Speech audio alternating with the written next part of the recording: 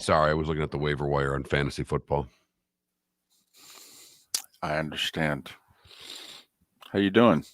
1-2. Okay. But I won DraftKings. So I won my DraftKings last week, so I won $100.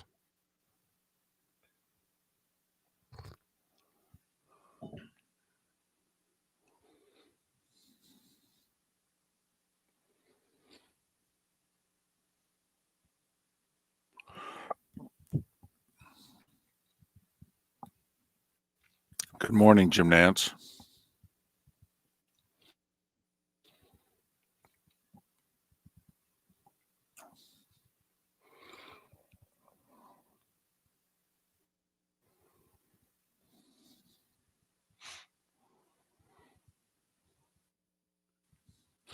Did you see the College Voice guy put out a 3-minute video yesterday all about Kelsey and Taylor Swift? And he did it as Collinsworth, Romo, Al Michaels, Aikman.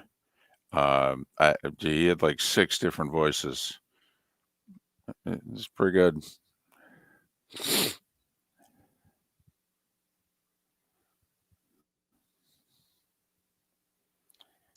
He's got Collinsworth down.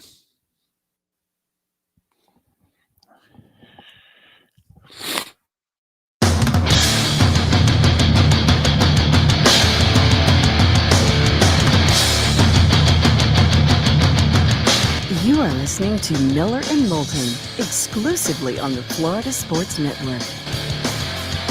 And now, here's Mark Miller and David Moulton. Top of the morning to you. Hope we got the final week of September off to a good start yesterday. Let's keep it going today, shall we?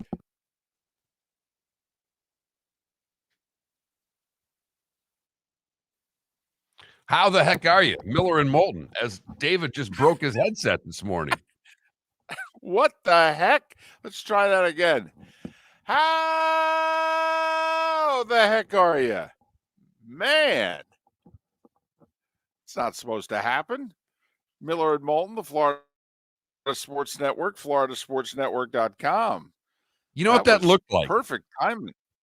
If you were on Twitch and you saw that, and you've watched the Old Dominion moving ads where Brutus the Buckeye has the wrong headset on, and he has the small headset on, and the little guy next to him has his headset, that's what I thought just happened. I thought you were Brutus, and you put on the smaller headsets, David. What the heck? The timing was perfect, too. Man, oh, man. In a bad way, but perfect. How the heck are you this morning? I'm doing good. Monday Night Football was a little uneventful. Your game in particular, the Eagles just showed that they are a bigger, stronger, tougher team than the Tampa Bay Bucks. Yes, and better. Yes. Yes, sir. Yes. In fact, I mean, first off, we only have 3 unbeatens after 3 weeks. Does that seem like a small number to you? That I don't know. For whatever reason, I think the number's usually somewhere 4, 5, or 6. I mean, 3-0. I mean, only 3 teams are 3-0. Wow. But the 2 teams that are 3-0 in the NFC are the same 2 teams who played in the NFC Championship last year. And right now, how many of us are taking the proverbial $20 and just saying, well, why don't we just put them at the end of the tournament on that side now? I mean, Mark, I have a crazy idea. How about we, at the end of the regular season, we pick 2 other teams in the NFC, just 2, and we give them 1 shot against Philly and San Francisco. And if they can knock them off, great. But if Philly and San Francisco hold serve, which they'll be favored to do, then they can play like a best of 3. Let's go. I mean, man, oh, man, it certainly looks as if it's those 2 and everybody else on that side, doesn't it, right now? At this moment in time, and obviously it's September, and we have to get through the season and injuries and all that kind of good stuff. Yep. But right, yes, I mean, the Niners are only on their first string quarterback. I mean, usually they get down to third or fourth string. So a lot's going to happen. Yes. But right now, man, this is like a two-fighter division. And it's kind of like, do we have to have the prelims? Can these guys just, every 6 months fight? How about a trilogy? I mean, are we going to, we have that from time to time. We've had it in the NFC. The Niners and the Cowboys, gave us a trilogy of NFC championship games. The Steelers and the Raiders. You'll probably get a rematch because they do play during the regular season. Right. The Steelers and the Raiders gave us a trilogy back in the day.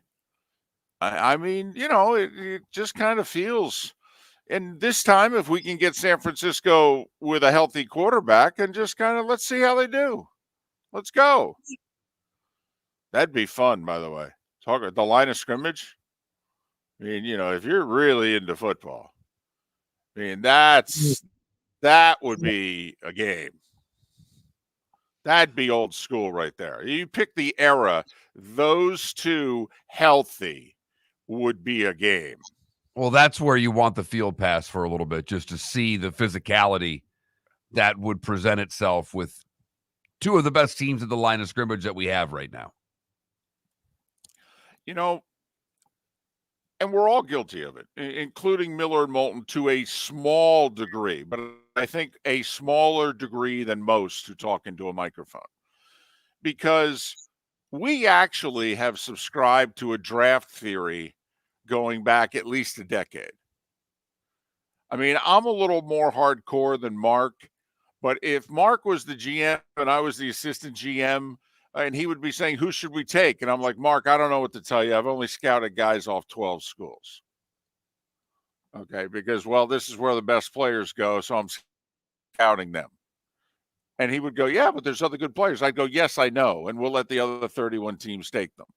But, Philadelphia's got all these guys from Georgia, and everybody's incredulous. Man, oh, man, look at all the guys they take from Georgia. Well, where would you take guys in the last couple of years? If you had to draft players, what school would you choose to draft players off of? Well, and they're having a little bit of the Baltimore Ravens from 10, 15 years ago. Draft, luck, coincidence, whatever you want to call it, that it seemingly happens that, hey, here's another great player that just fell into the Eagles' lap. From Georgia. Guess what? They've got a lot of really good players. I mean, we've been talking for 5 years about all the 4 and 5 stars he's been recruiting. He's played for 3 national championships in the last 6 years. He's won 2 of them. I mean, where would you draft players? Put it this way. If we limited it to one school in the last 2-3 years, where would you draft players from? It'd probably be either Georgia, Ohio State, or Alabama, right? You can only draft players from one school. So I'm a little incredulous, and we did it last night. We had the graphic, the 5 guys that have been drafted in the last 2 years by the Eagles who all played for Georgia. Yeah, they're really good. I mean, it's not the Eagles' fault that they let that big Warren Sapp-like lineman, fall to 9th. I mean, the Eagles were like, well, we let them fall as far as we could. We got to get them now. I mean, Detroit, Chicago, all you teams, I mean, you don't know what to tell you. He was there. There for all of you. And you all talked yourself out of taking the best player for whatever reason. And there were reasons. Yeah. Yeah. And listen, Bijan Robinson's amazing. He looks it. I mean, that move he made with the game on the line in week 2 against the Packers, I mean, that's sick. You can't teach that. That's special. That was Gale Sayers, Barry Sanders like. It was amazing. 320-pound monster. You Can't find those guys. I think we're going to take a shutdown corner. Okay.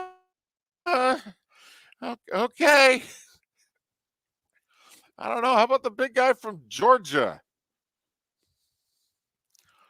Right. So, I remember, speed kills. And I remember a buddy of mine used to say, 4.3s don't grow on trees. Well, neither does that. no.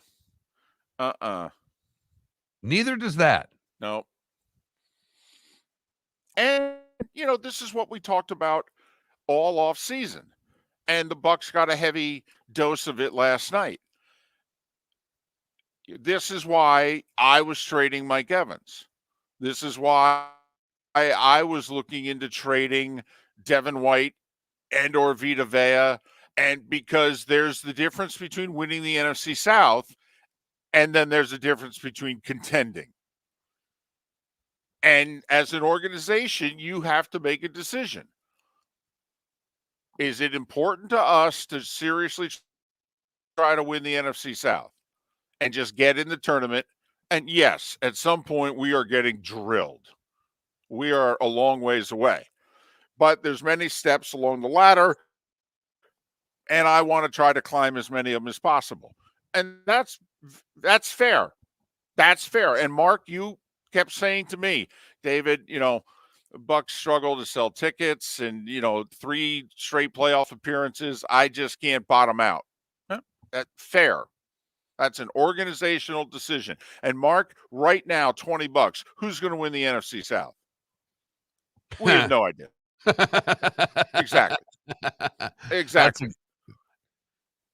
It's a great question. Maybe Tampa, that's our poll question today, David. You know what? Great. I like that. I mean, honestly, they're all 3 of the 4 teams are 2-1, and none of them are any good. I mean, that's a fair statement. I'm sorry. None of them are any good. They're okay.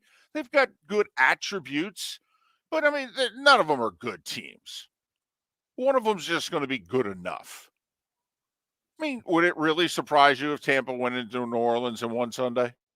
Not one bit. And by the way, especially since they might play Jameis. How great is I do want to see Jameis play Sunday. I do. I think he deserves it. He's earned it. He's paid his dues. All right. That'd be special for him. I'd love to see that. No matter how it turns out.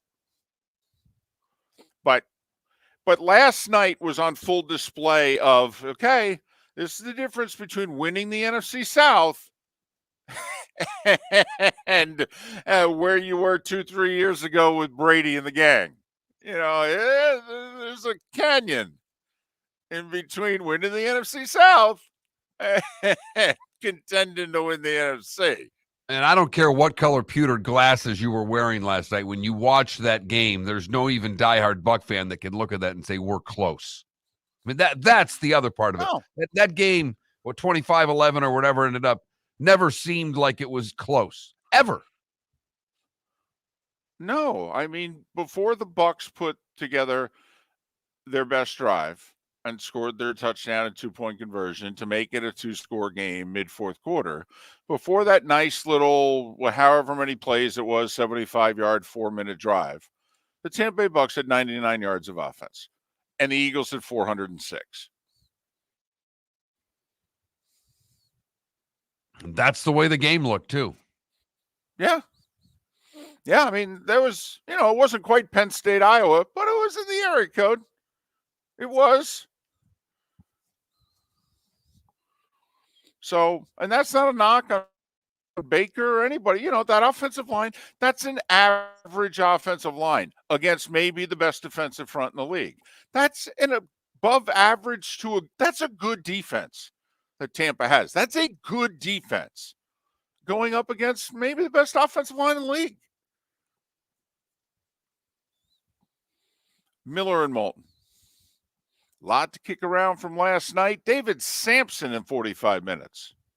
Located on the East Trail, locally owned Naples Tiki Bar and Grill is an outdoor eatery next to the Hitching Post Shopping Center. Island-inspired food with a true tiki theme. The best place in Naples to enjoy the beautiful weather in Southwest Florida. The Naples Tiki Bar and Grill offers a great menu for dine-in or takeout. Enjoy our famous pulled pork, huge burgers, and tiki bar cocktails. Don't miss happy hour every day from 3 to 6 and live music 7 days a week. See you soon at the Naples Tiki Bar and Grill, 11498 Tamiami Trail East. Hello, friends and family of Southwest Florida. Are you looking to tap into the electric vehicle market? Well, look no further, because we here at Southwest Florida Golf Carts have just what you need. E-bikes, golf carts, LSVs, scooters, and more.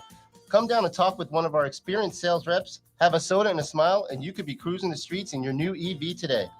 Stop by the store or visit our website at flgolfcarts.com and enter for a chance to win $100 off your next purchase by answering John's monthly sports question. Ladies and gentlemen, once again. Yeah, hi. Excuse me. Hey, the line starts back here. Damn, if your party's not here, you're gonna have to go around again. If you had the opportunity to avoid all this, wouldn't you? Salt Live is the official transportation provider of the Miller and Moulton Morning Show, making your trip to and from the airport seamless and stress-free. Salt Live is supported with the help of local partners like the Bayfront Inn. Gather your family and friends and enjoy a leisurely day on the water with a pontoon or deck boat. If you prefer to explore the waterways without a motor, the Bayfront has canoes, standboards, and kayaks. At the end of your journey, enjoy lunch or dinner at the Bamboo Tropical Bar and Grill. The Bayfront Inn, something for everyone on 5th Avenue in downtown Naples. BayfrontInNaples.com. When you need a ride, book with Salt Live Transportation, 308-8686, or book on saltlivetransportation.com.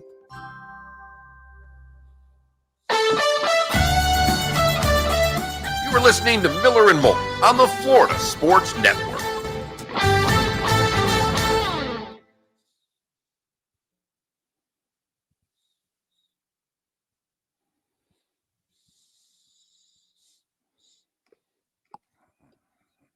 Okay, there it goes again.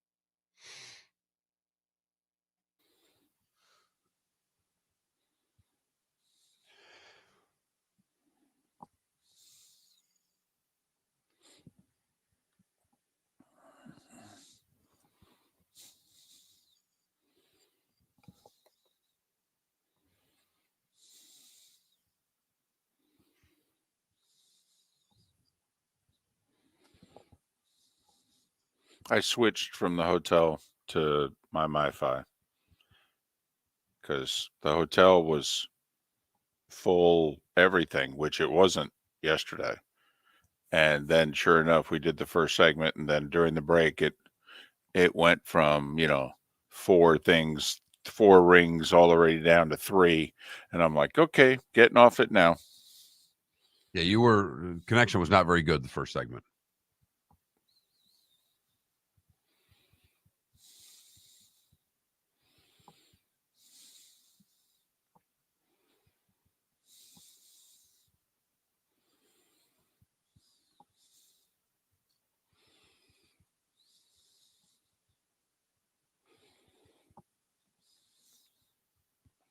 By the way, Joe Namath channeled his inner Miller and Moulton yesterday. Did you see that? Yeah.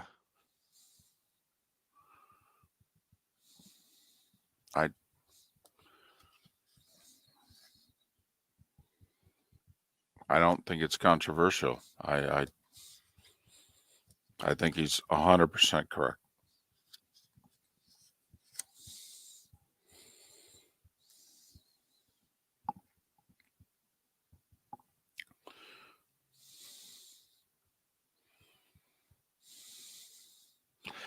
Well, Coffin Ball, we can bring up the unis. I like it as a once-a-year thing.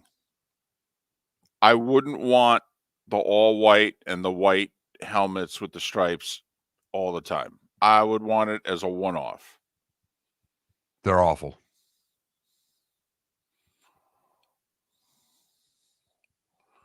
Really? Not a fan of the Rams unis, huh? Interesting.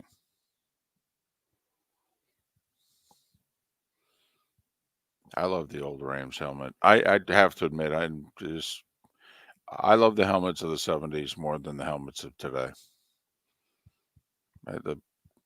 I like the shoulder pads of the 80s more than the shoulder pads of today. Are you talking about on women or on football players? Football players. Remember, we had big hair, big shoulder pads. That was the 80s to the mid 90s there. Our wives were particularly big haired, big shoulder padded. Tough to find a Bon Jovi female fan who wasn't. Correct. That's not a knock on our wives. That's just a scouting report. That's all.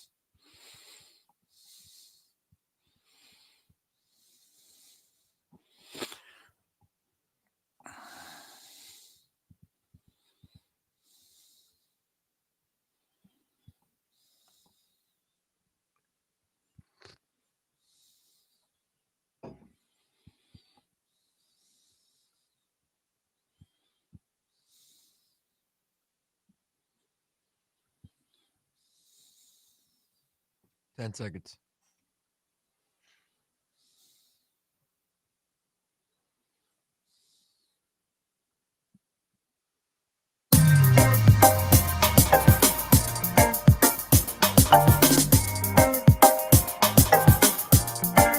Welcome back to Miller and Moulton, only on the Florida Sports Network.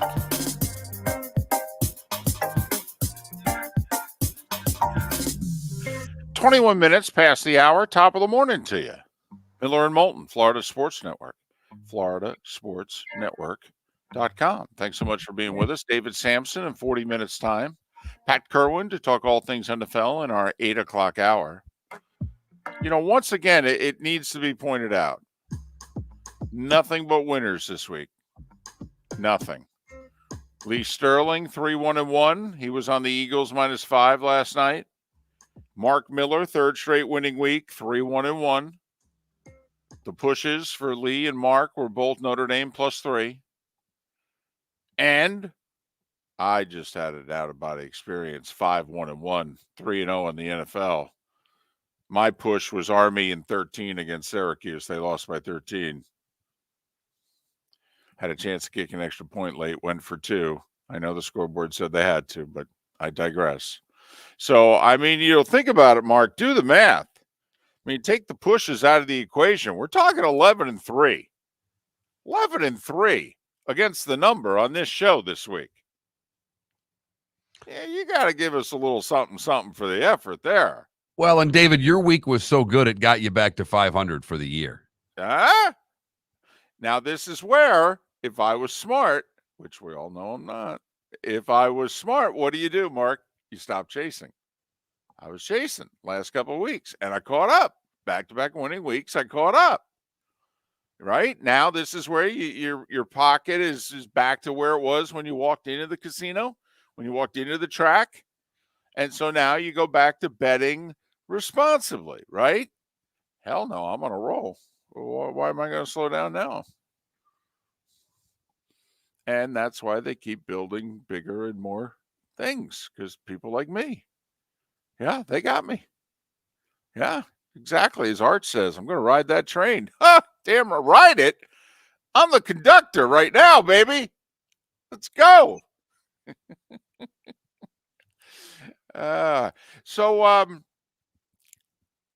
Did you feel differently about having a second game last night, since the primary game that most of us sat down to watch wasn't all that entertaining? Now, was it nice to have, even though it wasn't very entertaining, I was going to say, David, the other game was close. I don't know if I would call that game very entertaining. Well, first things first, let's cover the important stuff. What'd you think of the Bengals unis? You know I hate the all whites. I do not like those uniforms one bit. And Bengals, I have a few Bengals fans that are in my life. They like them. So you know what? Rock the all whites. If the fan base likes it, it's one thing to wear the bumblebees in Pittsburgh. Those are hideous. They're god awful. Awful. Horrendous. But the all whites, sure. They're not for me, David. So you're not the fan of New Zealand soccer, and the all whites are all right tonight. No? No. Okay. I think they can do once a year in the all whites. It's kind of like the Bucks do the one, throwback game of the creamsicle. I think you want to do one a year, I'm fine. You circle the game, you let people know in advance. If you got season tickets, you decide whether or not you want to be a part of it or not. I'm fine with that.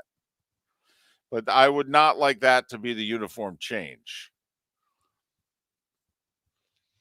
I would never mess with the helmet. For whatever that's worth. Okay. I would never mess with the helmet. We would wear the same helmets every time. Like the Browns earlier this year. They came out with the alternate, and I wasn't crazy about them, but I'm like, if they had on the helmet, though, the certain shade of orange, that's what it looks like to me. I know it's supposed to be brown, but they should just wear that all the time. It's like Ohio State. I mean, I would never change the Ohio State uniform, but if they want to, fine, but you'd never change the damn helmet. Ever. So, all right. It's important. It's, we cover the important stuff on this show. Taylor Swift, Travis Kelce, and then the Bengals unis. Did you see she just came in the front? I mean, came in the sweet entrance like everybody else. Like everybody else, huh? Well, I mean, there were rumors yesterday that they were sneaking in a popcorn machine, for crying out loud. Yes, there were. And she just came in with the ball cap and a Chiefs windbreaker on through the suite entrance. Well, I mean, I will say it's a different entrance. There's a lot less people. It's tough to have fans get to the suites. I mean, there is security. You have to have a certain ticket. Now, you can have the fans who are suite level. I mean, word spreads. Taylor Swift's in Suite 14. What? But, yeah. Did you see Travis rented out a whole restaurant? Yes, he did. Yeah. Well, you kind of have to. I mean, it's one thing to go dinner with Troy Aikman, and he gets 4 autograph requests. I mean, do you really think you could have dinner with Taylor Swift at a Kansas City restaurant after a Chiefs game? I mean, seriously? Like to know who the waitress was. My favorite part about the story of her getting in and the regular thing is that TMZ in the story said, we only found out she was going to the game 20 minutes before the game. I mean, that's like admitting defeat for TMZ that they only had that 20 minutes before the game. And do you know how many people we pay off amongst the celebs? I mean, if the celebs knew the best friends and the prices that they demand for information, they'd be shocked and appalled.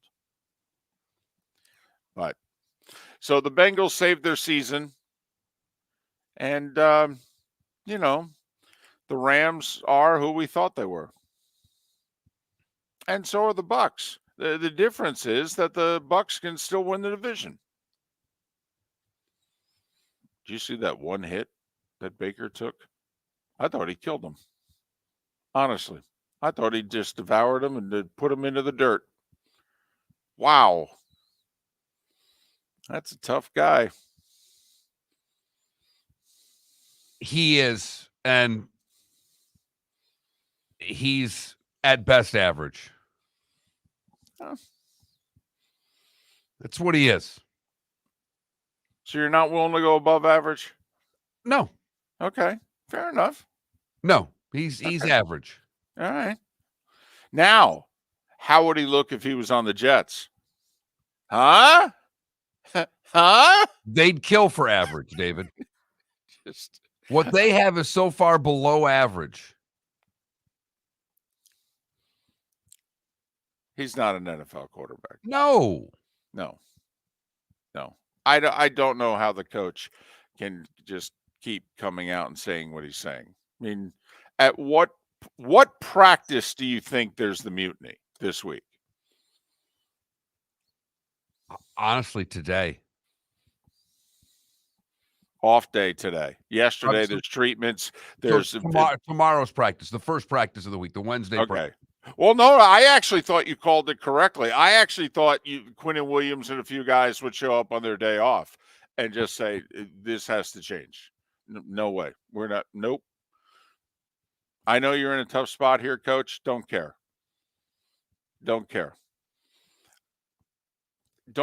Tim Boyle, whatever his name is, put him in there. We ain't playing with the other guy. Don't care. Don't bring your boss down if you want. We'll tell him too. But this season's wasted for them. Yeah. The Iowa offense looks like something they might want to transfer into at this point. It really does. Zach Wilson with Brian Ferentz as offensive coordinator. Wow. That's a hell of a thought right there. That's like football in the 40s. Miller and Moulton. David Samson coming up in a half hour. The starting five on the other side right here on the Florida Sports Network. The law firm of Michael F. Hornung specializes in criminal defense, DUI, personal injury, nursing home claims, and auto accidents. I'm a former prosecutor with over 34 years of experience. The information I know is information you need to know. If you've been arrested for a DUI, time is of the essence to maintain your driving privileges. Call the law firm of Michael F. Hornung for a free consultation. At the law firm of Michael F. Hornung, we are committed to excellence in your representation. Being a local attorney with local knowledge is clutch to the success of your case. For over 30 years, we have successfully represented the citizens of Southwest Florida. For a free consultation, call 239-437-0095. That's 239-437-0095. Our offices are conveniently located in Fort Myers. Visit online at mfh-law.com. Visit Jason and Todd at the Diamond District. 20 years ago, Jason and I had the idea for a jewelry store like no other, with a vast selection of certified diamonds priced 8 to 12% over cost. A team of individuals who are educated, driven, and believe in cultivating relationships. Today, we have become one of the largest independent jewelry stores in the country. Todd and I love what we do and are in the store nearly every day, along with our GIA gemologists, master jewelers, custom designers, and non-commissioned diamond consultants, all of which we consider family. As direct diamond importers, we travel the world, forging relationships and sourcing diamonds. What we love most about our business is that we can call Southwest Florida our home. If selection, value, and comfort are important to you, give the Diamond District an opportunity. You won't find a better diamond buying experience. Todd and I look forward to shaking your hand and welcoming you to our Diamond District family. At the Diamond District. You were listening to Miller and Moulton on the Florida Sports Network.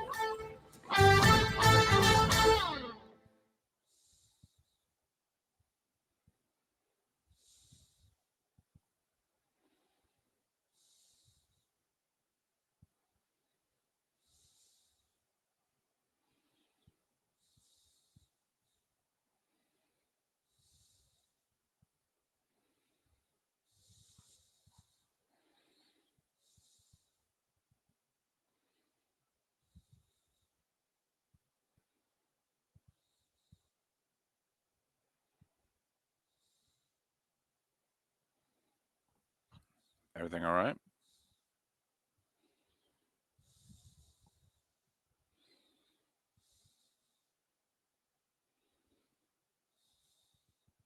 No, KW, I know.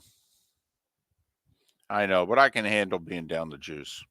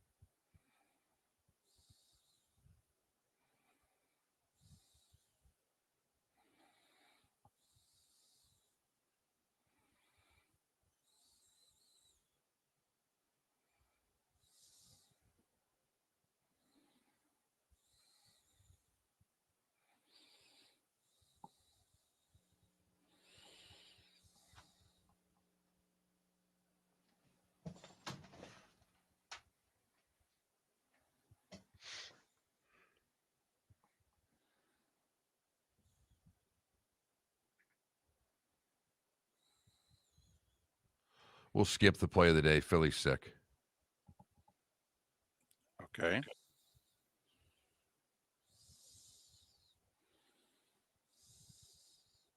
Is he going to be all right? I'll be fine.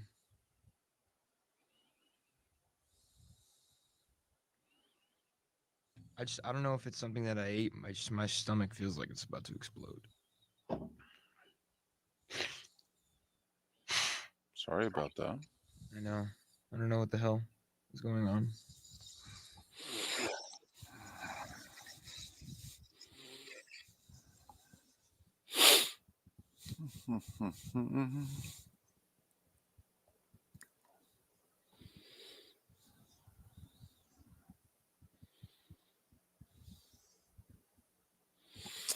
No, Marlins are a game back of two teams, and they own the tiebreaker.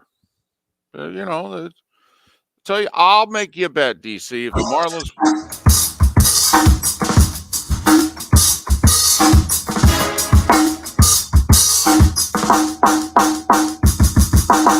Welcome back to Miller and Moulton, only on the Florida Sports Network.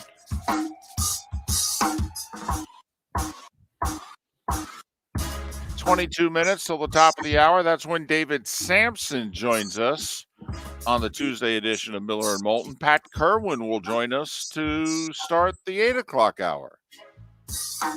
We'll talk two different things with David Samson and Pat Kirwan. It's what we do. David just finished that whole 48-mile, 48-hour Parkinson's fundraiser that he did. He put himself through physical turmoil once again to raise money for a good cause. He does that two, 3 times a year. Yeah, his videos that he was posting said it's the hardest thing he's ever done. And he's run marathons on consecutive days in different continents. Correct. And this was harder. Right.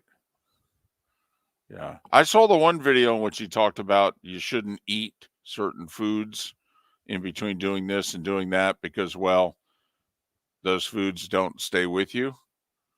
Oh, okay. Thanks for sharing.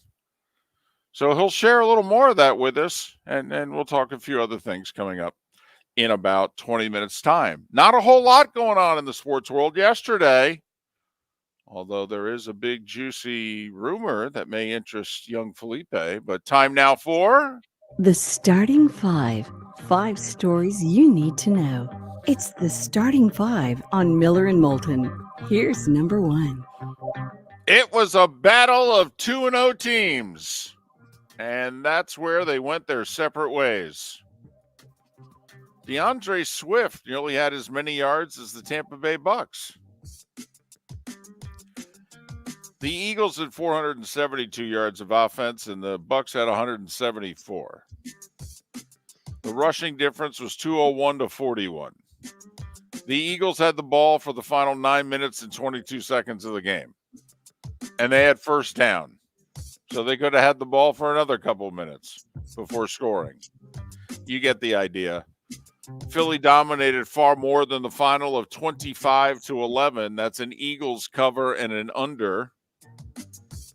Philly, one of 3 teams that's 3-0, 2 in the NFC. The Niners, Philadelphia, and Miami Dolphins. Miami Dolphins. Miami Dolphins, number 1. There was another Monday Night Football game last night. Bengals got their first win of the year. Joe Burrow said it was more important to avoid going 0-3 than it was to risk injury. And to think that contract hasn't even kicked in yet. It was tied at 6 at the half. It wasn't pretty. Burrow, by the way, had to throw the ball 49 times. Hey, coach, here's the deal. See, our quarterback's injured. How about if we protect him? Let's run the ball, not rely on him. No, I guess there was something to that. Should they have tried harder, though?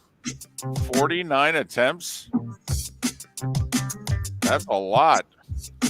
He threw for 259. Jamar Chase with 12 receptions for 141 yards.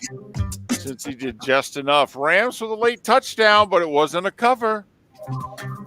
Because the line was either 2 or 2.5. So that was the Bengals winning, covering, and an under. And just a couple more winners for you that we just threw out there. All right. Our Thursday and Monday record is, honestly, we could be touts. So far this year, if you played what we say on Thursdays and Mondays, you're sending us a little gift in the mail.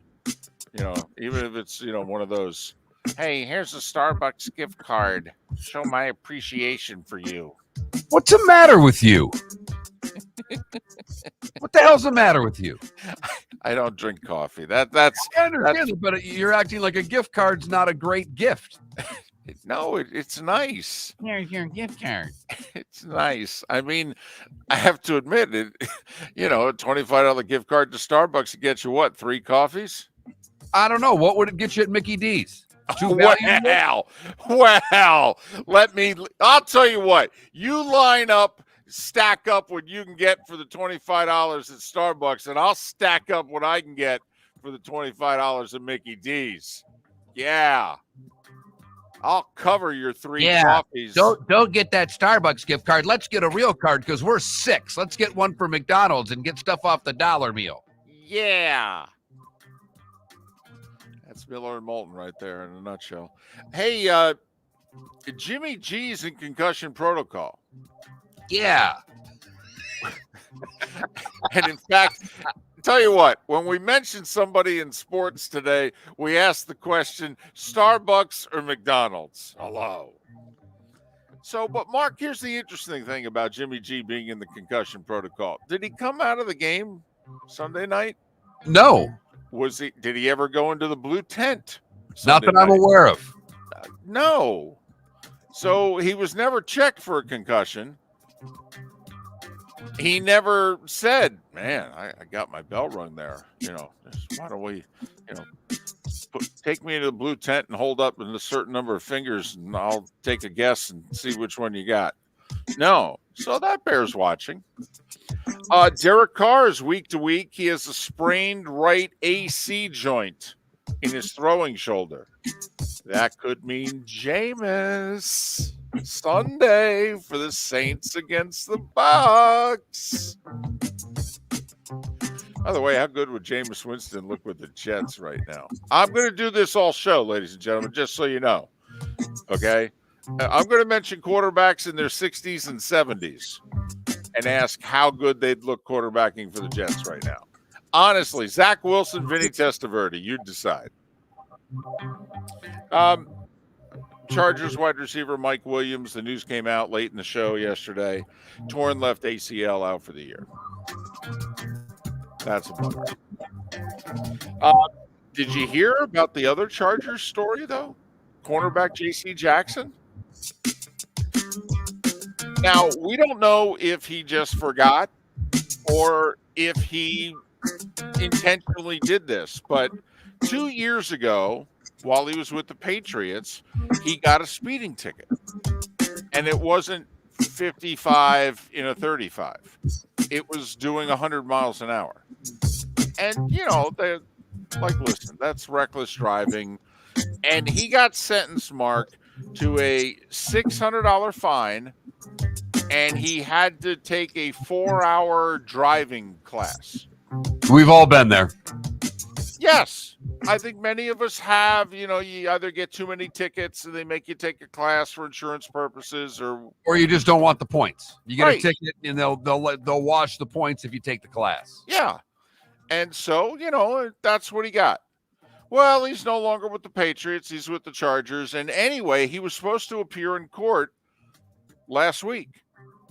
And because he kept ignoring, there's a warrant out for his arrest.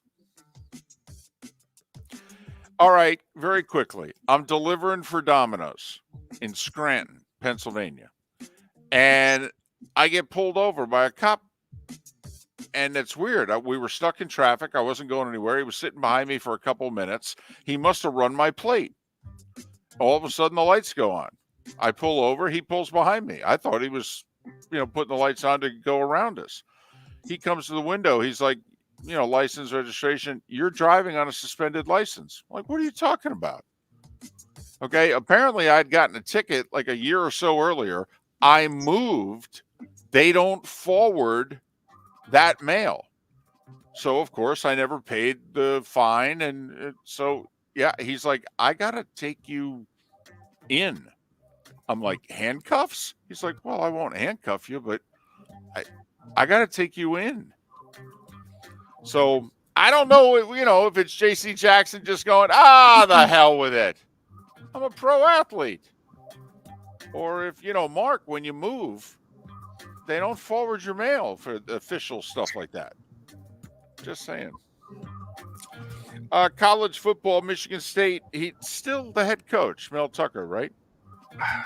Something like that. Yeah, I think they've said they're going to fire him. They haven't completed the process yet. He and his attorneys have formally responded to their attempt to fire him. They're going to fire him. Listen, they're fighting over $79 million. I mean, I don't know about you, but I'd hire the best damn attorney I'd get my hands on, too, if we're fighting over $79 million. There were only 4 games in the majors yesterday. They had meaning, though. Hey, good news for the Marlins. Yankees beat Arizona 6-4. Why is that good news? It dropped Arizona into a tie with the Cubs. Right now, they would have the final 2 playoff spots in the National League. Well, the Marlins are only a game back of both those teams, and they own the tiebreaker against both. So now all 3 teams with 6 to play. If you're a Marlins fan, and I tell you right now, you go 4-2 this week, you think you're making the playoffs? I do. Otherwise, Arizona and Chicago would both have to have winning weeks this week. Okay, Arizona's playing the White Sox, but then I think they play the Astros. Cubs, by the way, are going to Atlanta to play the Braves before finishing up with Milwaukee. Just saying. Texas's magic number to win the West is 4. They won their 6th in a row, beating the Angels 5-1, and that's the same score that Houston beat Seattle by. Justin Verlander may be 74 years old, but he can still pitch. He took a shutout into the 9th. Mariners have lost 4 in a row. Houston is a 1.5 game lead over Seattle for the 6th seed. It's 1 in the loss column. Seattle has the tiebreakers against both Houston and Texas. And Blake Snell threw 6 shutout innings. Hey, did you see the Blake Snell stat?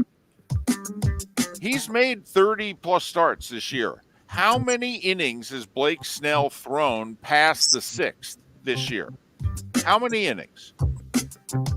6. 3. So he's leading the league with a 2.26 ERA. He threw 6 shutout innings last night, but that's it. That's all he does. He's a 6-inning guy.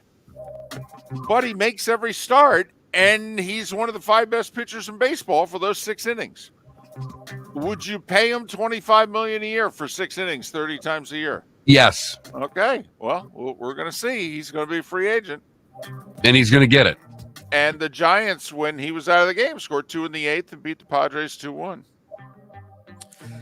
Marlins, by the way, they're at the Mets. Marlins on the road, final week of the year. They're at the Mets for 3. Remember, the Mets took 2 out of 3 last week from them in Miami. The Rays are in Boston.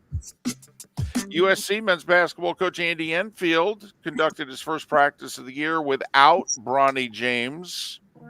He said, Bronny's doing great. I can't comment on anything medically, but he's in class. He's doing real well. He's feeling good.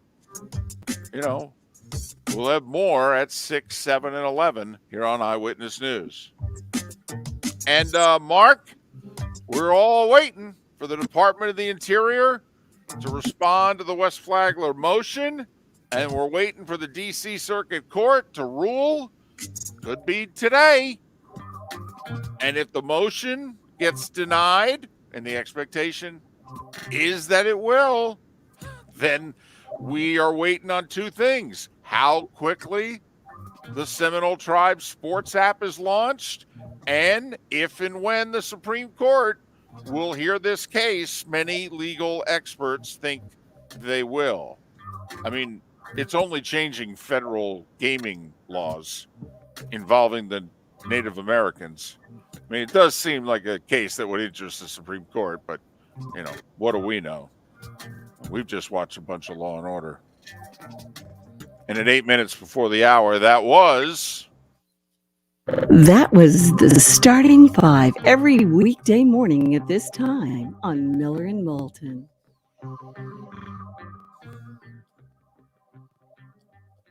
So there you go. It's a light night, but, you know, there was some meat on the bone in spots. You know, it wasn't the biggest, best order of chicken wings, but there were a couple, 2, 3 drumsticks there, in which you go, ooh, that'll work. You go with a drumstick? I mean, there's chicken. There's a chicken breast. There's a chicken thigh. There's a drumstick. Are you just grabbing a drum and eating it while you figure out what you're getting next? Oh, yeah. Yes. Listen, I'm one of those. I have no problem, you know, the big thing, the turkey and what have you. I have no problem grabbing the drumstick, putting it on the plate. And most people, that's like the last. No, I have no problem. And I'll even do the dark meat drumstick. No problem at all. Well, I would hope so, because there's no other kind of drumstick. Right. I'm just saying. I mean, most people don't like dark meat. I'm like, oh, no, I'll take it. You know, I'll save the good stuff for you, if you know what I mean. All right. No. I just like that. I'd like to see that. I like that move out of you, taking the whole drum, and especially if you get the drumstick in the thigh, you get that big hunk. Mm-hmm. Yep. I'll take this. David Samson is next. Miller and Moulton, we thank you for listening right here on the Florida Sports Network. Hello, friends and family of Southwest Florida. Are you looking to tap into the electric vehicle market? Well, look no further, because we here at Southwest Florida Golf Carts have just what you need. e-bikes, golf carts, LSVs, scooters, and more. Come down and talk with one of our experienced sales reps, have a soda and a smile, and you could be cruising the streets in your new EV today.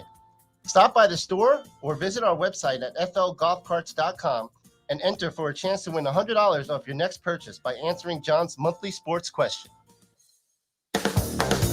Visit Jason and Todd at the Diamond District. When choosing something of high value and personal significance, such as a diamond, you want to make sure you're shopping with the best. And the best when it comes to GIA certified diamonds and diamond jewelry is not online. It's not in the malls. And it's not with any of the new pop-up jewelry stores trying to make a go of it here in Southwest Florida. The best place to buy diamonds is with my friends Jason and Todd at the Diamond District, who have made Southwest Florida their home for over 20 years now. The largest selection of GIA certified diamonds is with the Diamond District. The only place you'll find diamonds 8 to 10% over cost is with the Diamond District. America's top bridal designers have chosen the Diamond District to represent their engagement rings exclusively in Southwest Florida. Simply put, the best selection, experience, and best prices are with Jason and Todd at the Diamond District. Visit Jason and Todd at the Diamond District. Located on the East Trail, locally owned Naples Tiki Bar and Grill is an outdoor eatery next to the Hitching Post Shopping Center. Island-inspired food with a true tiki theme. The best place in Naples to enjoy the beautiful weather in Southwest Florida. The Naples Tiki Bar and Grill offers a great menu for dine-in or takeout. Enjoy our famous pulled pork, huge burgers, and tiki bar cocktails. Don't miss happy hour every day from 3 to 6 and live music 7 days a week. See you soon at the Naples Tiki Bar and Grill, 11498 Tamiami Trail East. The law firm of Michael F. Hornung specializes in criminal defense, DUI, personal injury, nursing home claims, and auto accidents. I'm a former prosecutor with over 34 years of experience. The information I know is information you need to know. If you've been arrested for a DUI, time is of the essence to maintain your driving privileges. Call the law firm of Michael F. Hornung for a free consultation. At the law firm of Michael F. Hornung, we are committed to excellence in your representation. Being a local attorney with local knowledge is clutch to the success of your case. For over 30 years, we have successfully represented the citizens of Southwest Florida. For a free consultation, call 239-437-0095. That's 239-437-0095. Our offices are conveniently located in Fort Myers. Visit online at mfh-law.com. You are listening to Miller and Moulton on the Florida Sports Network.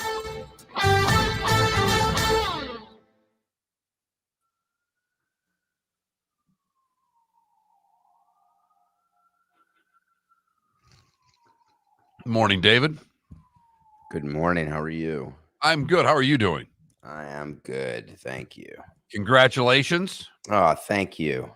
Watched a couple of the videos. It looked like that was, grueling. It was not easy. It was way more difficult, and the weather was so bad that it made it almost that much harder. But we did it.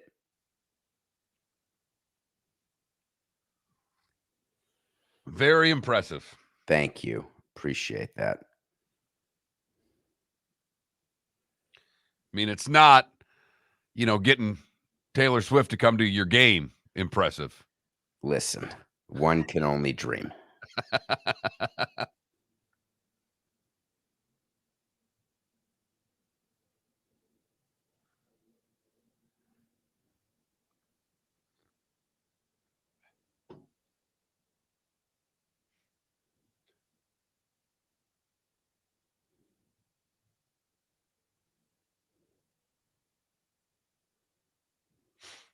No, you're not in your normal office. Where are you at today?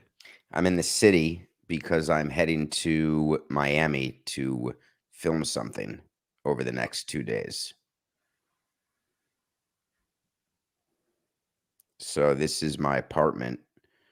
I won't use this often because now the New York studio will open for Meadowlark in November for me, I think. And so I'll do Tuesdays at 7 from Meadowlark before I go live at 8, in theory. Either way, can you hear me okay? Oh, the equipment should be decent. Everything's fantastic. Okay. Not a worry.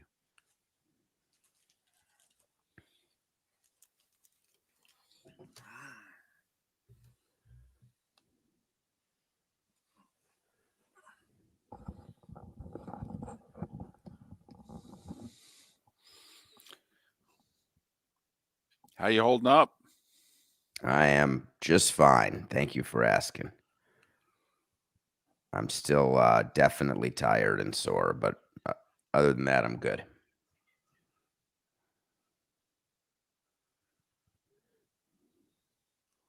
How was your weekend? I bet your weekends were better than mine. Well, they were certainly less productive and less worthy. I don't know about that.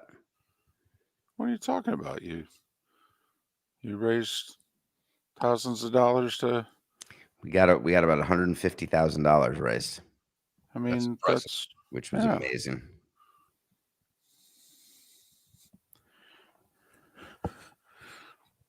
And Paul, who's watching and listening in our Twitch chat room, just said, I'm taking my morning Parkinson's meds. So, you know. Paul, this one's for you. We're going to keep going till we get it right.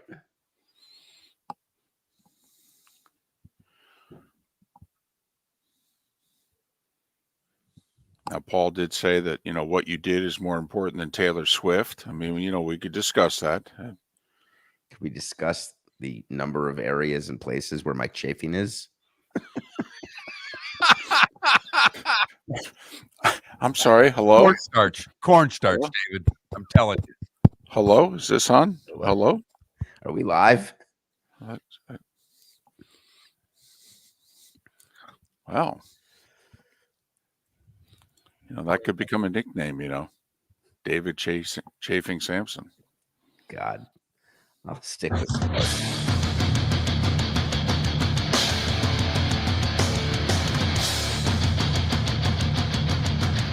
You are listening to Miller and Moulton, exclusively on the Florida Sports Network.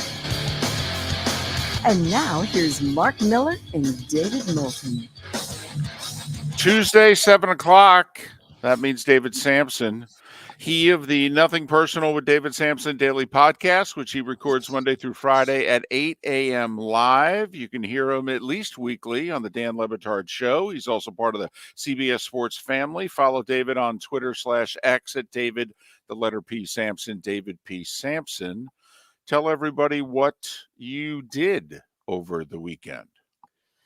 I ran 48 miles in 48 hours. It's true. We were raising money for Parkinson's. My best friend has Parkinson's. And the challenge is the David Goggins challenge, where every 4 hours you have to run 4 miles for 48 hours. So it's 12 runs of 4 miles each. It is a mental challenge as well as physical. And there was a tropical storm in New York where we did it. So we were wet. We were cold. It was windy. We were grumpy. We were tired. And there's fantastic video footage of us at the beginning of the 48 hours feeling chippy, playing ping pong in between. And by the last 12 hours, nobody would talk. So it was an interesting experiment to watch people fall into the depths of insanity and delusion and delirium as the challenge continued. But we finished. You had talked about it before. How was it trying to get any rest in, get any sleep in, and the things that you had maybe trained for, but then day of, how different was it? It's so different. The training, we trained to sleep, we trained to eat. We would keep track of what we'd eat between runs. But the longest training period we ever did before the challenge was doing this for 24 hours. And so we didn't know what would happen the second 24 hours.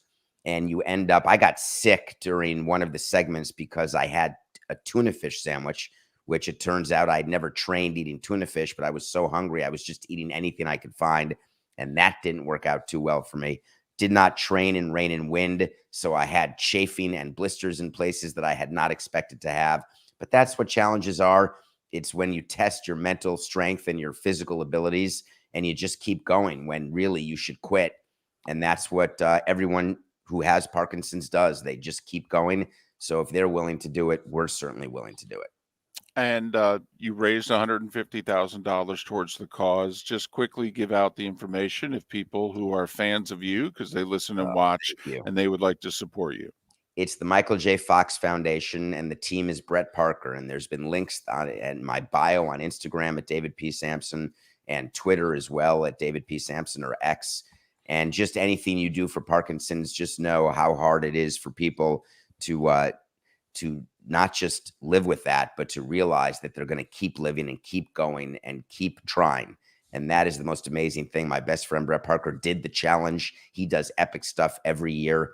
He was diagnosed 17 years ago, and he did 7 marathons with me on 7 days and 7 continents. So this is a hero and inspiring. And for everyone out there, we're going to keep going because we want to find a cure.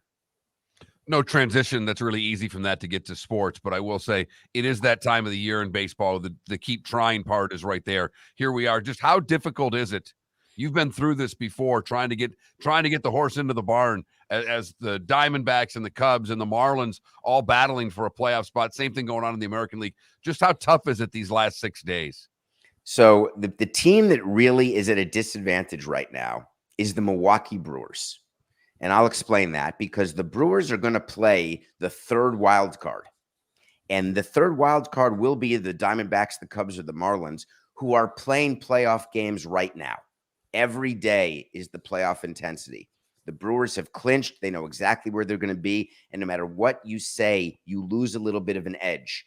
When we went into the playoffs as the wild card, we played the best team in baseball that year, the San Francisco Giants, and they had clinched I think they clinched on April 24th that year. It was with Bonds, etc. And they came in just not as sharp as we were because we were fighting tooth and nail and didn't clinch until the day before the end of the season.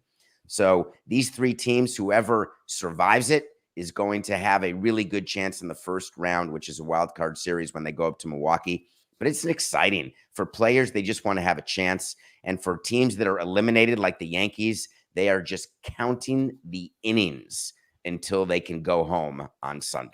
Well, that's where I was going to ask you, because when you were running the Marlins, I'm a Mets fan. I mean, you guys ruined 2 Mets seasons late in the year, and you seemingly, the teams were not counting the innings till vacation, that they kind of looked at themselves and said, these are our playoff games. Let's play them accordingly. So, you've got like the Diamondbacks are playing the White Sox this week. Well, the White Sox haven't played a meaningful game since May. They could get a team that's already made golf plans or a team that views this as their season. So that is such a great question. It depends on what kind of team you are. If you are a team like the Padres and the Yankees and the Mets, who have had and should have been playing in October and were expected to play in October, and they're not going to, they are despondent beyond repair, and they're counting the innings. If you are a young team the way we were when we played the Mets in 07, 08, and we were young, and yes, we were eliminated and we were not happy to not be in the playoffs, but our view was, screw it, let's get rid of another team too if we can, and we had a tremendous amount of fun doing that. You're seeing that a little bit with Pittsburgh. You may see it with Cincinnati. The White Sox, it's a disappointing season. I wouldn't expect them to put up much of a fight because they're so disappointed with where they are. But a team that's not in the playoffs, that, of course, you're a little disappointed, but you realize you probably weren't going to be in the playoffs, that's when you can really be a big spoiler. What do you do to get that edge back? When you're a team like the Braves who clinched so long ago, they're obviously a great team. They've had a couple of injuries here, but how do you attempt to get that edge back when you're not playing meaningful baseball for another week and you know that the playoffs are right there and you've got to flip that switch? Boy, that's scary. You have to lose a game. And I don't mean a regular season game. You have to get some sort of wake-up call, some sort of slap across the face, cold water in the head, something. Because what you try to do, and you see this a lot in basketball with teams that have a lot of off days in between playoff series, we're going to have contact scrimmages, and we're going to have real simulated games, and we're going to make believe that this matters. We're going to pump in crowd noise, and that's all horse hockey. It doesn't work. What you have to do is get your team back in a position where they're nervous, where there could be a problem with their season. And in order to have that happen, you have to feel threatened. And for that to happen, you have to lose a game. If you're really a good manager and a good president, you can get that feeling with a bad inning when you give up 4 or 5 runs to give you something to fight for and try to win that game. But the real edge comes back when you lose a game. The problem is when you lose a game in a short series, the way the San Francisco Giants did to us, sometimes it's too much to deal with. You don't get it back fast enough, and that's when upsets happen. Deadstruck in our Twitch chat room asked the question that I was going to ask. You know, the Braves have got a couple things working against them, even though they're the best team in baseball until proven otherwise. They clinched the earliest, and there's a streak going on, like last 5 or 6 teams who clinched first all got knocked out in the division series. They didn't even make it to the LCS. They get knocked out right away. And secondly, suddenly 2 of their best 3 starters are on the injured list, and Moulton's unavailable for the division series. I mean, they could play the Phillies in a best of 5 in which the Phillies have the edge in starting pitching. How worried are you if you're running the Braves right now? So I'm not going to change my pick, both as a prognosticator or as a team president, because I can't do anything about the fact that we clinched early. I'd rather clinch and win 100 games and try to get my players healthy. And it's happened the opposite with Atlanta, where they've had some injuries. But when I'm looking at my team, I'm better than any other team in baseball. And I'm going to have a team meeting and say, guys, we have some adversity here. I get that. But don't forget what we did all season long, where we went out and we were able to pitch, hit, play defense, run the bases, be smart, and we got to find a way to get 3 games out of 5, and we should be able to do it. So I'm not using excuses at all. To go back to your answer about, losing a game for a good team like the Braves, when you're the Orioles, is it going to take losing a game for them to actually realize that they're in the playoffs? Because they're playing with, so carefree, and this is all new to them. So how do they keep that up in the postseason? Yeah, I think the Orioles are a lot like the 03 Marlins again, young, dumb, and full of vigor and ready to win, and not realizing the big spotlight, not getting nervous about it, just feeling like you're playing with house money and you just want to keep going. If they get hot and in a playoff series, and you have to ignore the regular season, because starting October 3rd, there's nobody in first place. There's nobody in last place. There's no one hitting 300. Everyone is like opening day of the season in April. And if the Orioles somehow continue to feel the way they feel, which is we're good and we can win, they could be quite dangerous in the American League. Did you ever blame yourself more than the manager at the end of the year? Like, you guys had the season you didn't expect, and you said, listen, I could fire the manager. But to be honest with you, I probably did a worse job this year than him. Because to be fair, whether you're an Aaron Boone guy or not, Cashman failed Boone a lot more than Boone failed Cashman this year. I mean, isn't that the truth? Well, publicly, of course not, because I would always fire the manager. Well, of course. So that's the easy one. So, of course, I'm not going to fire myself publicly or ever tell the owner that it was me. It was always the manager. But if you're asking me all these years later, the way I looked back, it's pretty simple. We knew when we didn't give the right players to the manager. We're not stupid. And when Jack McKeon would say to me, David, I can't win the Kentucky Derby with the donkeys that you give me. Right? I get that. And he wasn't talking about anyone specific. It's just general. And there are managers who are like that, they look and say, this is who you want me to start? Okay, I'm telling you it's not going to work out. And we say, we're giving you all we got, Captain. This is it. And he'll say, all right, see you later. And then you go in after the game when the starter got pulled after the 3rd inning, giving up 7 runs, and we go to option him out and ruined his career. Sorry, Graham. And all of a sudden the manager looks at you and says, told you so. So we know, the managers know, but of course you blame people down the chain. Come on. What are you, a rookie? Just asking. Hey, 30 seconds. So Blake Snell only pitches 6 innings. He's thrown 3 innings all year beyond the 6th, but he might be the best pitcher in baseball for those 6 innings. Would you pay him? I am not paying Blake Snell. Blake Snell to me is the type of player who I want innings no matter what the baseball is like, the game is, and he really is a 5 and dive guy. He's going to want 25 to 30 million a year. It's not worth it. A 3-year deal at 15 a year, I'll take Blake Snell, but that's about my limit. He's David Samson. Every day, 8 o'clock live. Nothing personal with David Samson. It is entertaining. It is informative. Follow him on Twix. That's Twitter and X together at David, the letter P Samson, David P Samson. David, as always, first off, congratulations on what you did. It's very impressive. Have a great rest of your week. I appreciate it. Speak to you soon. David Samson here on Miller and Moulton. Ladies and gentlemen, Yeah. Hi. Excuse me. Hey, the line starts back here. Ma'am, if your party's not here, you're gonna have to go around again. If you had the opportunity to avoid all this, wouldn't you? Salt Live is the official transportation provider of the Miller and Moulton Morning Show, making your trip to and from the airport seamless and stress-free. Salt Live is supported with the help of local partners like the Bayfront Inn. Gather your family and friends and enjoy a leisurely day on the water with a pontoon or deck boat. If you prefer to explore the waterways without a motor, the Bayfront has canoes, standboards, and kayaks. At the end of your journey, enjoy lunch or dinner at the Bamboo Tropical Bar and Grill. The Bayfront Inn, something for everyone on Fifth Avenue in downtown Naples. BayfrontInNaples.com. When you need a ride, book with Salt Live Transportation, 308-8686, or book on saltlivetransportation.com. Visit Jason and Todd at the Diamond District. 20 years ago, Jason and I had the idea for a jewelry store like no other, with a vast selection of certified diamonds priced 8 to 12% over cost. A team of individuals who are educated, driven, and believe in cultivating relationships. Today, we have become one of the largest independent jewelry stores in the country. Todd and I love what we do and are in the store nearly every day, along with our GIA gemologists, master jewelers, custom designers, and non-commissioned. As direct diamond importers, we travel the world, forging relationships and sourcing diamonds. What we love most about our business is that we can call Southwest Florida our home. If selection, value, and comfort are important to you, give the Diamond District an opportunity. You won't find a better diamond buying experience.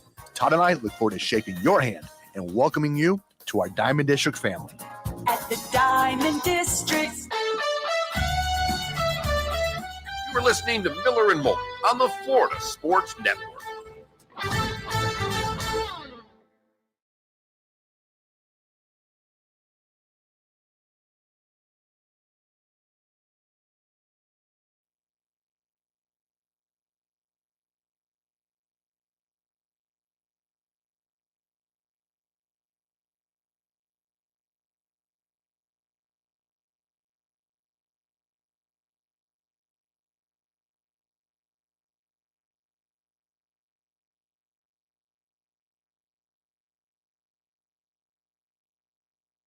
Whoop.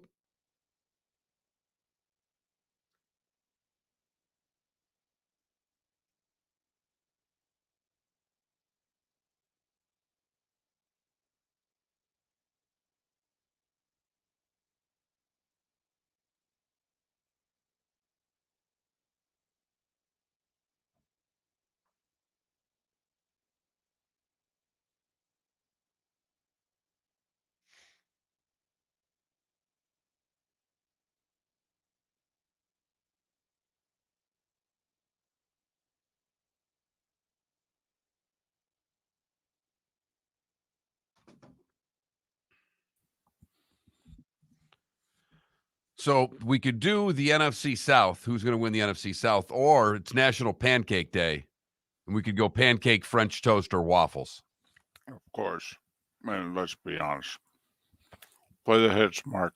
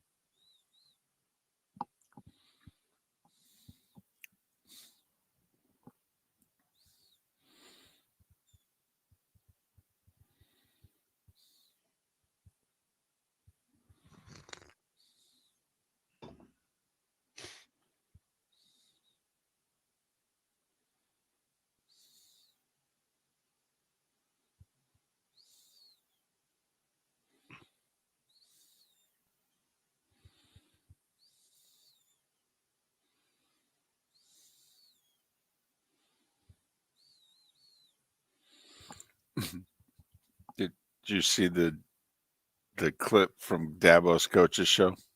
No. Apparently, Becky from Gaffney, who calls in all the time and who hates bubble screens. That's her thing. So remember, they got 3rd and 1 in overtime. They throw the bubble screen. It loses a yard or two. Then 4th down passing complete. They lose the game. Okay. And so she calls in to Dabo, and she is all over him about the damn bubble screens. And Dabo says, I told Garrett on the headset, Becky from Gaffney is going to be calling. That was my worst nightmare. That's coaching. Now, I have no idea if he actually said that on the headset, but either way, that's a funny way to handle Good the line. show. Yep.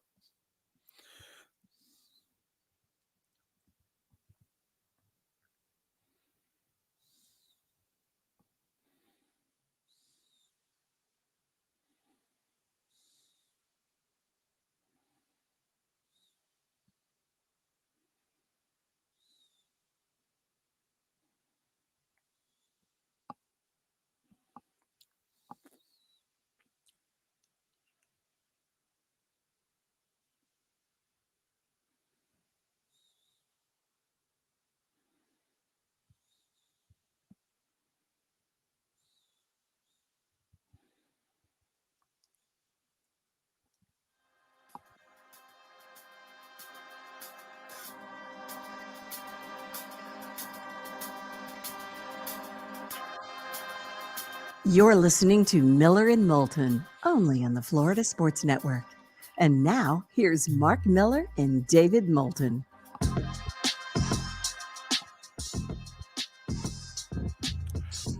21 minutes past the hour. Top of the morning to you, Miller and Moulton, the Florida Sports Network, floridasportsnetwork.com. I'm still in Tampa after Monday Night Football last night. The Eagles showing Tampa and most of the rest of the NFL, we're the team that went to the Super Bowl last year. We're really good, and we haven't even played our A game yet. And the Niners, meanwhile, are 3,000 miles away going, yeah, we see you. We want you. Okay, we'll take care of this preliminary stuff for the next 4 months, and you guys stay healthy. We'll try to stay healthy. And, what do you say? Philadelphia Eagles beat you up. Mm-hmm. They really beat you up on both sides of the ball. And when the second half comes, you better have some depth and difference makers, because if not, I don't know how you survive getting past the Eagles with what they can do at the line of scrimmage, David.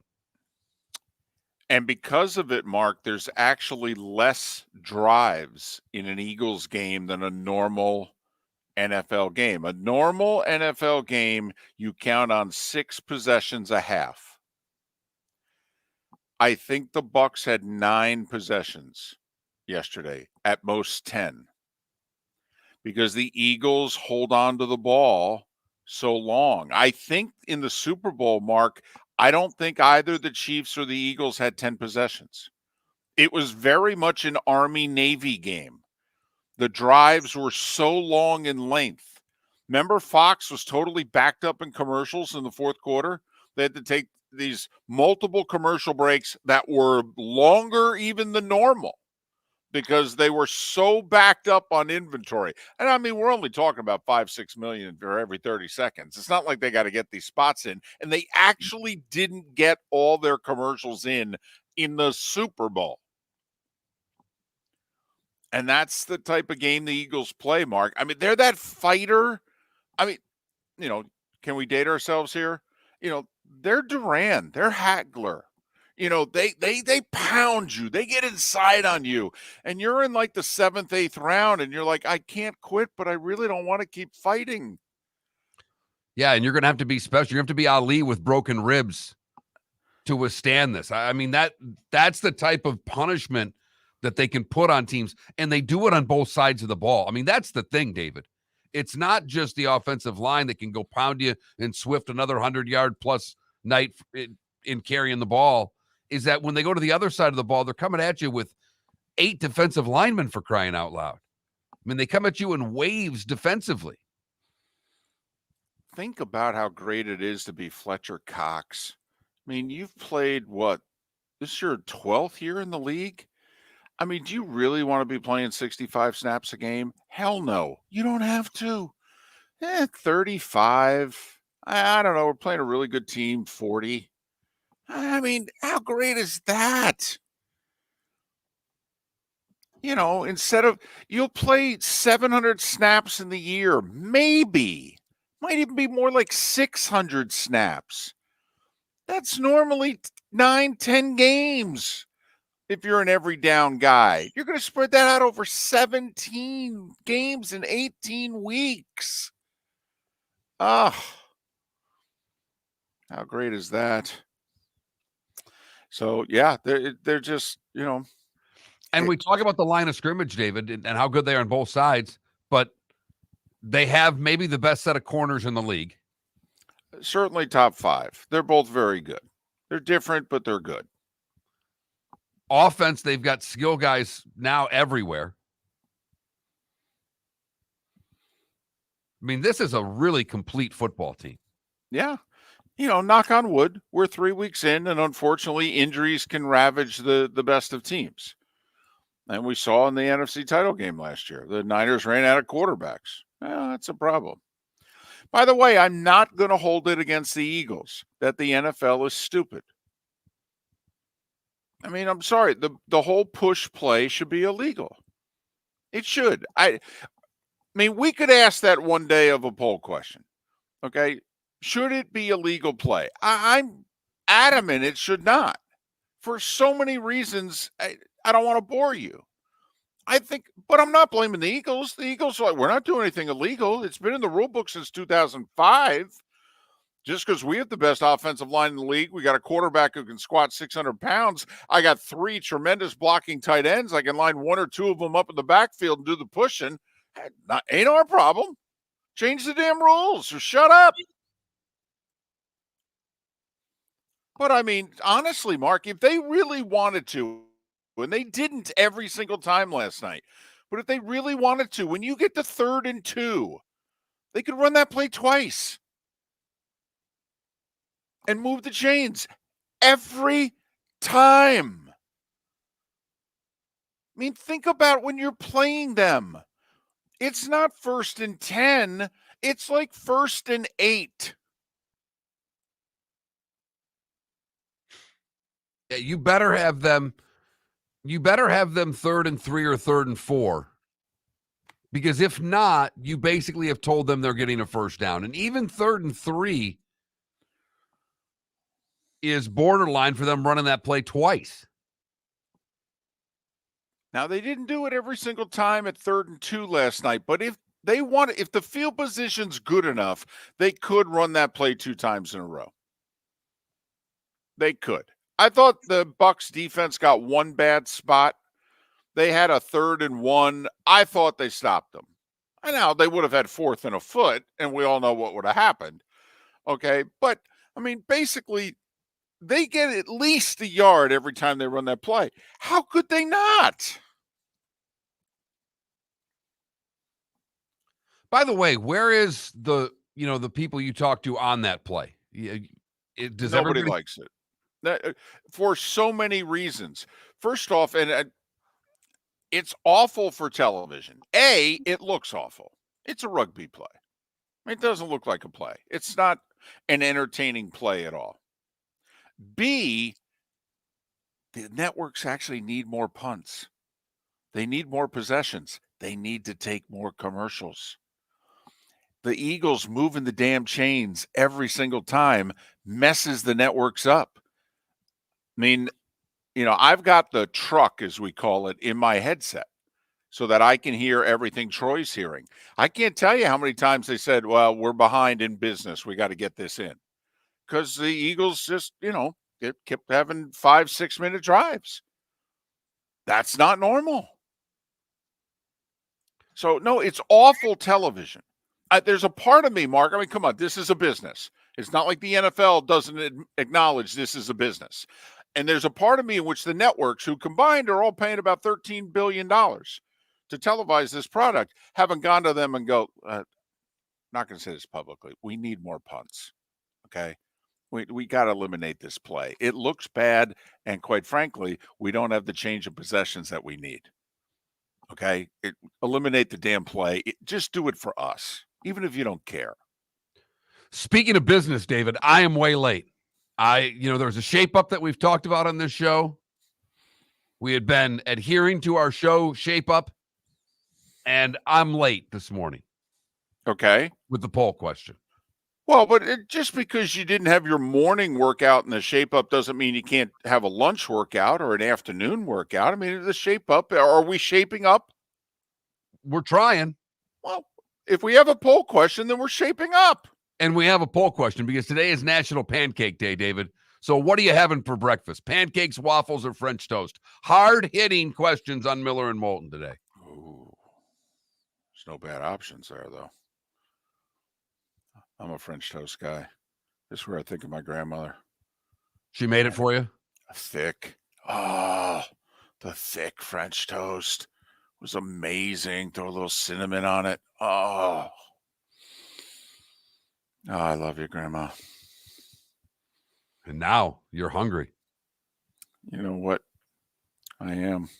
Miller and Moulton. Go to that Mark Miller, the David Moulton, or Florida Sports Network to answer. Visit Jason and Todd at the Diamond District. 20 years ago, Jason and I had the idea for a jewelry store like no other, with a vast selection of certified diamonds priced 8 to 12% over cost. A team of individuals who are educated, driven, and believe in cultivating relationships. Today, we have become one of the largest independent jewelry stores in the country. Todd and I love what we do and are in the store nearly every day, along with our GIA gemologists, master jewelers, custom designers, and non-commissioned diamond consultants, all of which we consider family. As direct diamond importers, we travel the world, forging relationships and sourcing diamonds. What we love most about our business is that we can call Southwest Florida our home. If selection, value, and comfort are important to you, give the Diamond District an opportunity. You won't find a better diamond buying experience. Todd and I look forward to shaking your hand and welcoming you to our Diamond District family. At the Diamond District. Yeah. Hi. Excuse me. Hey, the line starts back here. Ma'am, if your party's not here, you're gonna have to go around again. If you had the opportunity to avoid all this, wouldn't you? Salt Live is the official transportation provider of the Miller and Moulton Morning Show, making your trip to and from the airport seamless and stress-free. Salt Live is supported with the help of local partners like the Bayfront Inn. Gather your family and friends and enjoy a leisurely day on the water with a pontoon or deck boat. If you prefer to explore the waterways without a motor, the Bayfront has canoes, standboards, and kayaks. At the end of your journey, enjoy lunch or dinner at the Bamboo Tropical Bar and Grill. The Bayfront Inn, something for everyone on 5th Avenue in downtown Naples. BayfrontInNaples.com. When you need a ride, book with Salt Live Transportation, 308-8686, or book on saltlivetransportation.com.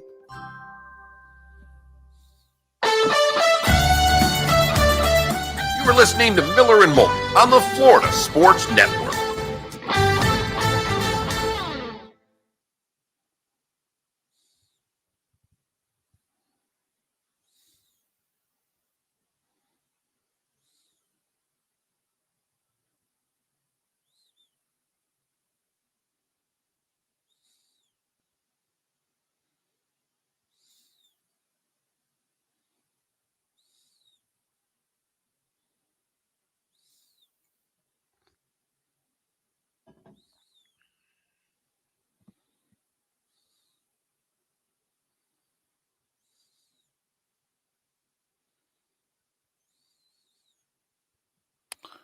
That and I don't know his name, forgive me, the guy who did the great Deion Saban phone call, and he does the voices. He did Mahomes. He had the squeakiness down. It's funny. So announcers, he goes Collinsworth, Al Michaels, Romo, Aikman. He throws in Mahomes. It's like 3 minutes. It's funny.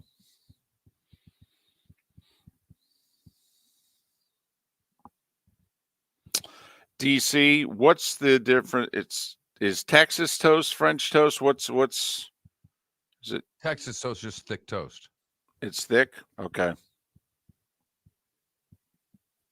Well, ambient, it's part of the poll question. That's how I could pick French toast. In honor of National Pancake Day, we're asking you pancakes, waffles, or French toast.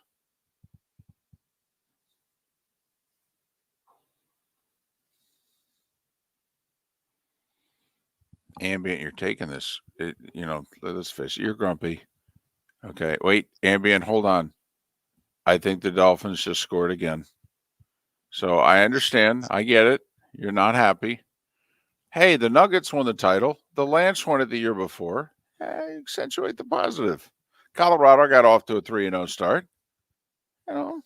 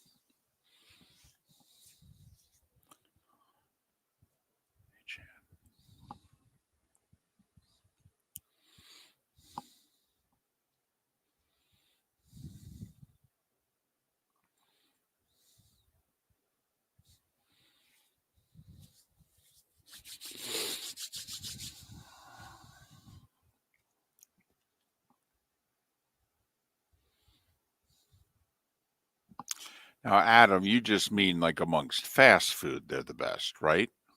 I mean, you're not putting that on like up against a restaurant or a diner or something like that, right?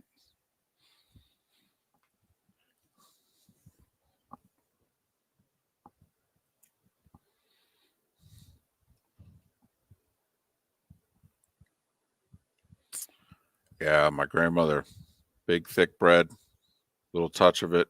Oh, it was amazing.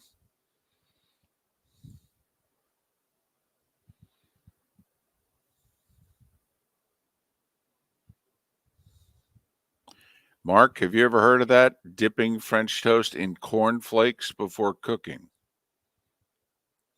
Yes, I've heard of it. I've never done it.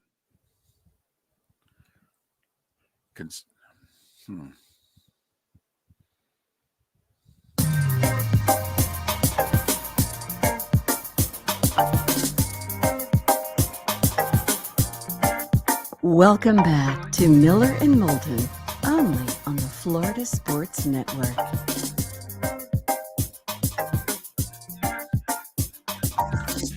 "22 minutes before the hour. Miller and Moulton, Florida Sports Network, floridasportsnetwork.com. During the commercial break, hold on. I believe the Dolphins just scored on the Broncos again. Hey, it was 70, folks.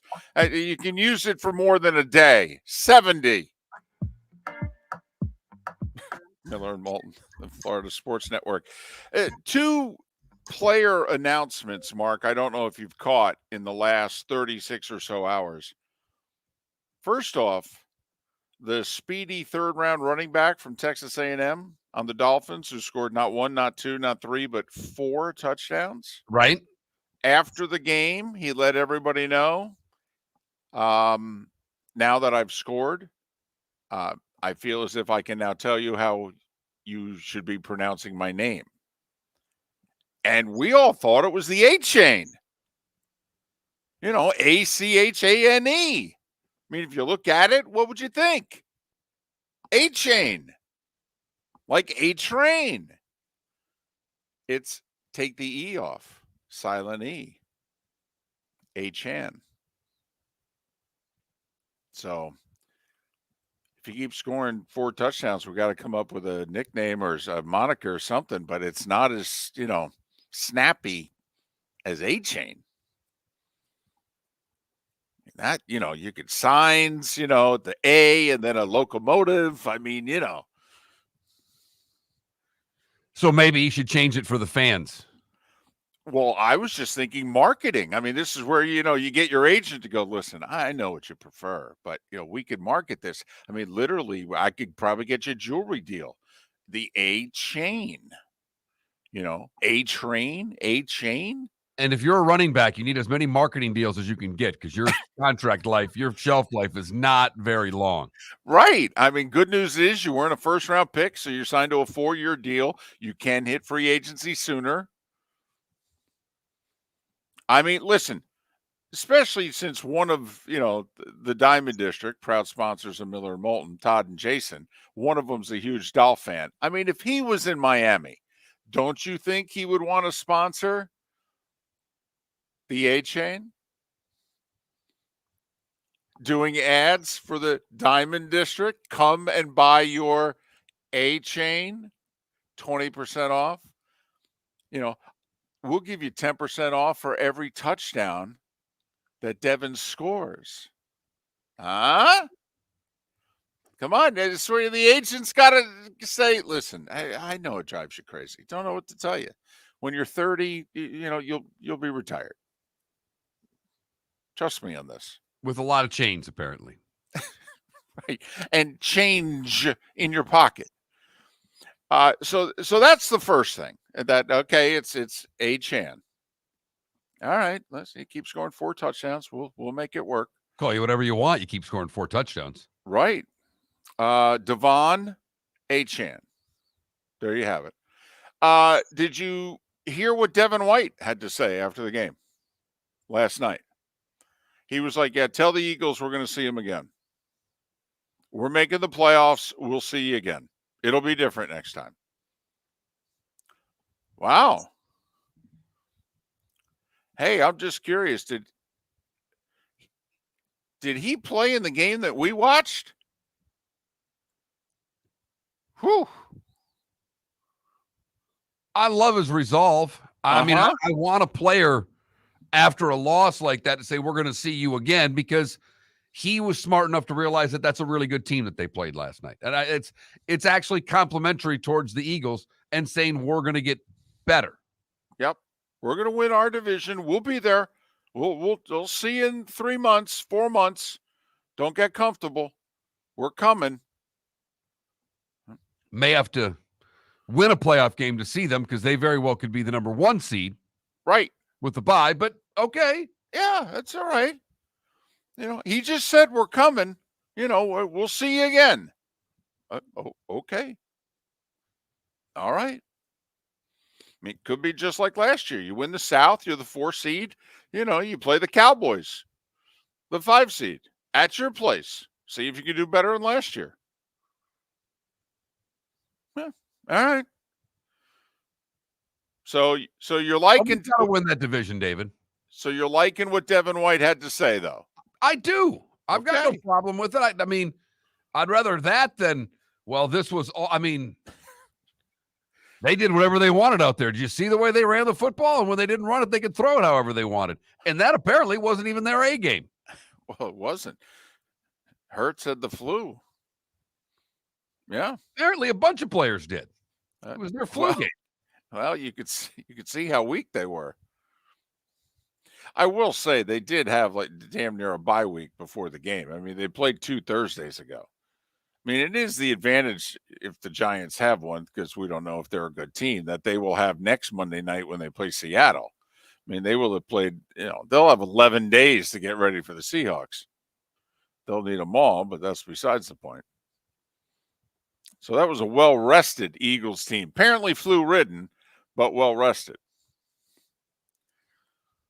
There were a lot of Eagles fans, by the way, at the game. Whew. Whew. Yeah. I mean, I know they're they were 2-0, but this is not a good Bucks team. The fan base has largely left them again. Although, a Monday night game, it's a little cooler. Like, I was trying to tell them, I said, listen, my co-host wouldn't go to an NFL game in September if we gave him free tickets. I said, unless it's in a suite and it's air conditioned. I go, no way. I said, and there's a lot of fans like that in the state of Florida. Won't go to their favorite college team's game in September. Won't go to their favorite NFL team's game either. It's too hot. There's a lot of tickets you can purchase on the secondary market to Florida football games in September. And the Eagles fans gobbled them up. And Eagles fans are everywhere. Yes. Plus, where did the Phillies have spring training? Clearwater. There's a lot of Philadelphia sports fans used to making the flight, spending some time. Just saying. But it was about 60-40. I was actually impressed with how many Bucks fans there were. Vivid Seats sent out a thing. They thought 59% of the tickets that they sold, they were selling to Eagles fans. They thought the house was going to be 60-40 Eagles based on their ticket sales. I thought it was 60-40 Bucks. Now, I thought the Eagles fans were louder, but. Well, they had reasons to be. Well, then there was that. And apparently they came down early. They came down for the weekend, apparently. Yes. Of course they did. Just saying, it's not cheap. I mean, I'm just saying. I mean, you can get decent airfare if you book it in advance, but the hotels and, the restaurants. I mean, I'm just saying, it's not a cheap weekend. It's the third game of the season. Don't you want to save your money? You're planning on a long year, baby. Yeah, I don't think I think more of those fans were coming from Florida than were coming from Pennsylvania, if you know what I mean. Okay. I think that the Eagles fans across the state, I mean, we do that all the time. When's our team playing? If you're not from here, like many of us are not from here, we look and see when our team's playing, whether it's the Bucks, the Dolphins, or the Jags, and plan accordingly. Well, I can tell you, two of the people on the crew flew in from Philadelphia. One flew in Sunday night, one flew in yesterday. And they both said that as the plane was taking off, both flights broke out in Eagles chants. So, anyway, well represented. But Devin White, your thoughts? He said, tell them we're going to see him again. We're going to make the playoffs, and we'll see him again. Okay. All right. I'm with you. I'm down with that. This was just a blip on the radar screen. We're building. We'll be there in 4 months. Okay. We circled the key game of the year that we thought for Tampa Bay back in the summer. We thought it was this coming Sunday. Tampa Bay at New Orleans. We didn't know if they'd be 1-2 or 2-1, but we were hoping 2-1, but we thought, hey, we think the best team's the Saints. So if you're Tampa and you want to win this division, go beat the Saints. And look at the break they're going to get.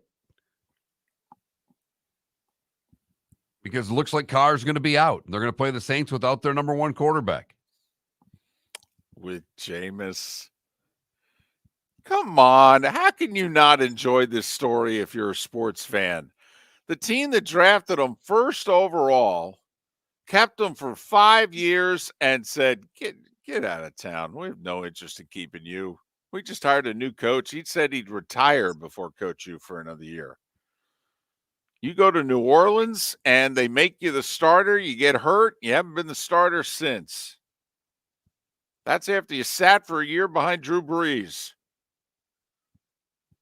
You're the best damn cheerleader in the league right now.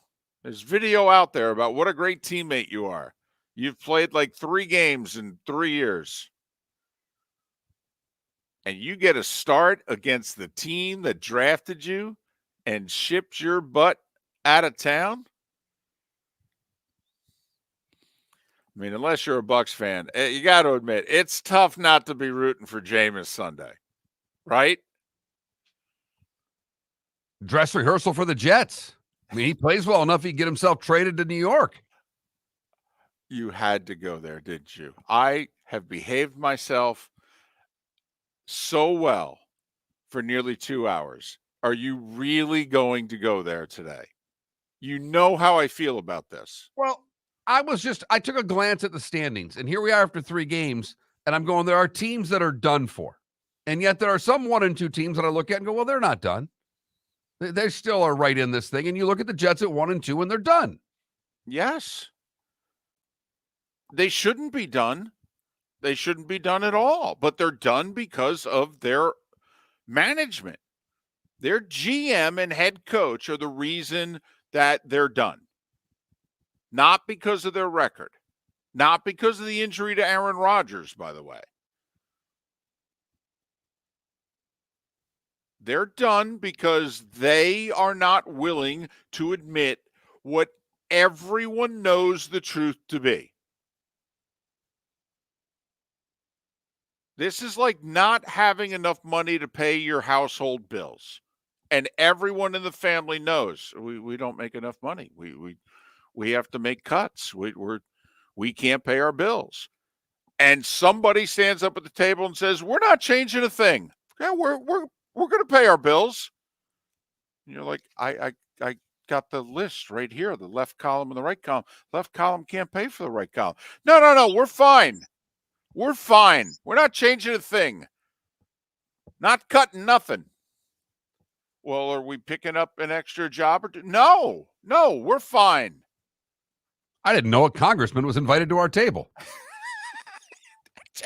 Well, obviously, a congressman is now running the Jets.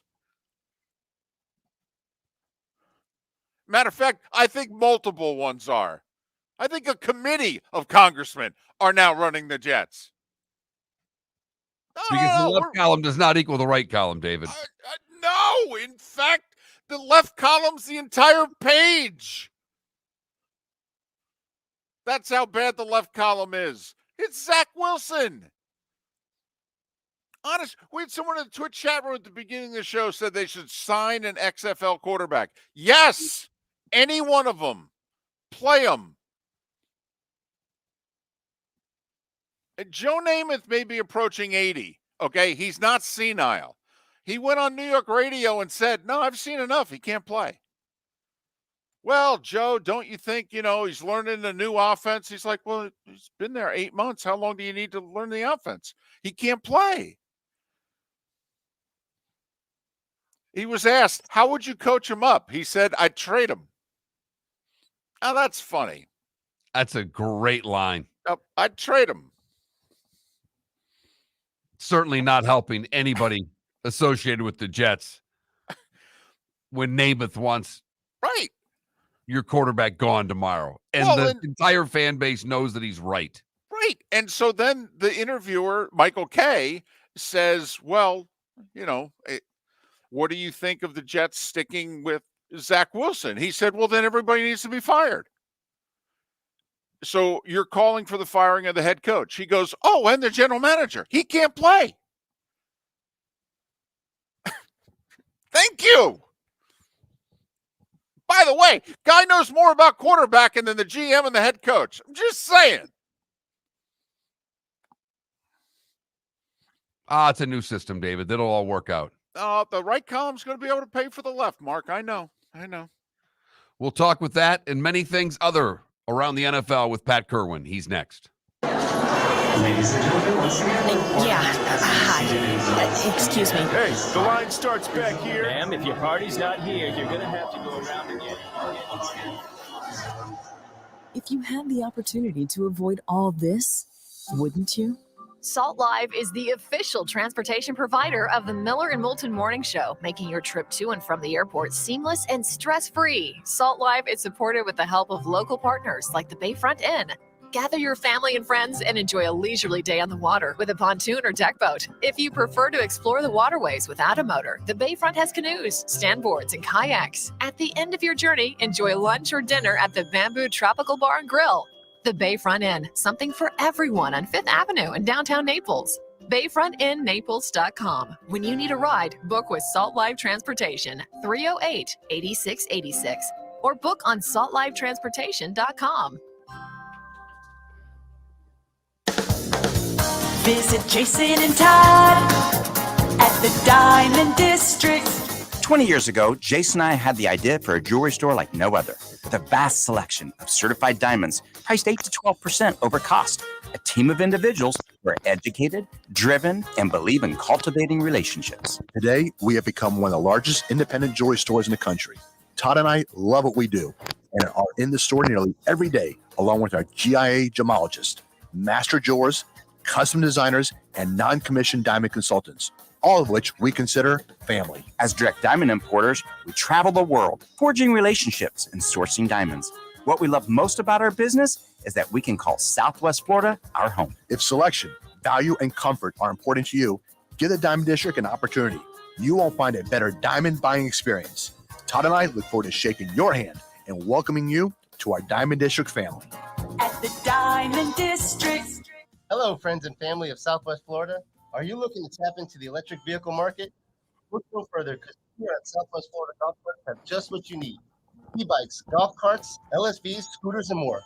Come down and talk with one of our experienced sales reps, have a soda and a smile, and you could be cruising the streets in your new EV today.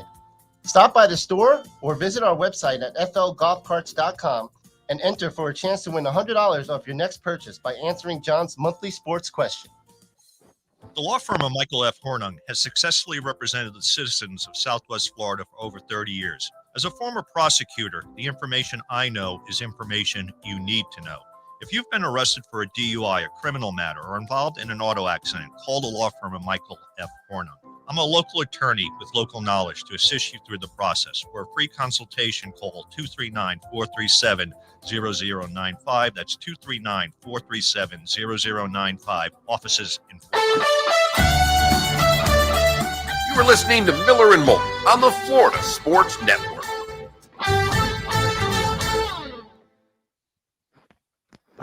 Good morning, boys. Good morning, Pat. Good morning. How are you?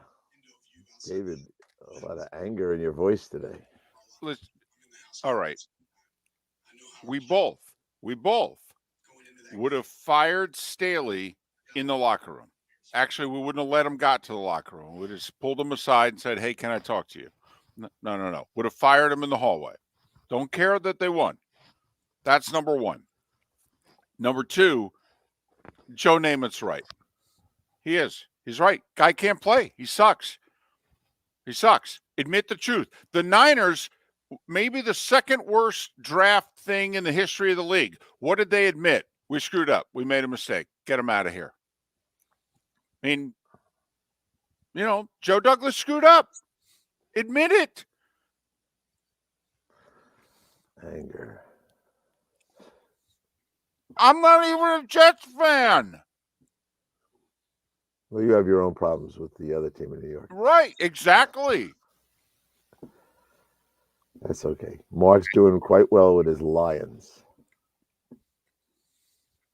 We'll see. I thought that was an impressive win over the Falcons. Yeah. If you guys, well, David, this is right up your alley. You're kind of like a New Yorker, a Jersey boy, but what do you think the Post headlines are going to be with the Giants and Jets both home this week? Here come the Chiefs and the Seahawks. I told the crew last night, I go, just be ready for a really ornery crowd Monday night when the Giants, and they said, why? I go, why? I go, the Mets and Yankees both sucked up the place this year. The Jets are going to lose and be 1-3, and the Giants fans know if they don't beat Seattle, their season's over. I go, oh, it's going to be an ornery crowd because that crowd's 3 hours away from basketball and hockey season. And it's no women and children go on the night games. No. It's a bachelor party is what that is. Yes, they're hammered before kickoff. Angry and hammered. They put the beer away and drink just the vodka now. They're getting ready for war.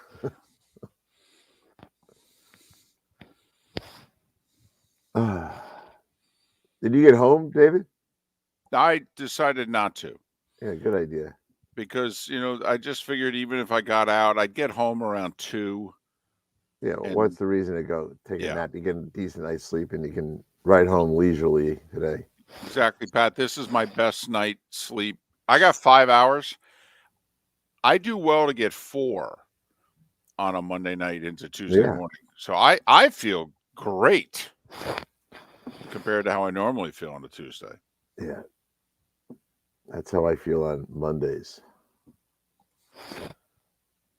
My Sunday's 17 and a half hours every week. I can't cut it down any more than that. When do you leave New York? After the 4 o'clock games? No, I leave at the end of the 4 o'clock games. So it's 7:30. Now, as soon as I start commuting back and forth to Florida, I can get out of there at 7. And my flight's 8:45 or something. But I've told them, I said, look, as soon as Thanksgiving and Christmas come, getting into the Lincoln Tunnel is ridiculous. It's 45 minutes on 11th Avenue just waiting your turn. 10 seconds. And I missed the flight 3 times last year. I said, I'm not missing the flight this year. And they said, we understand. I was like fairly vehement about that.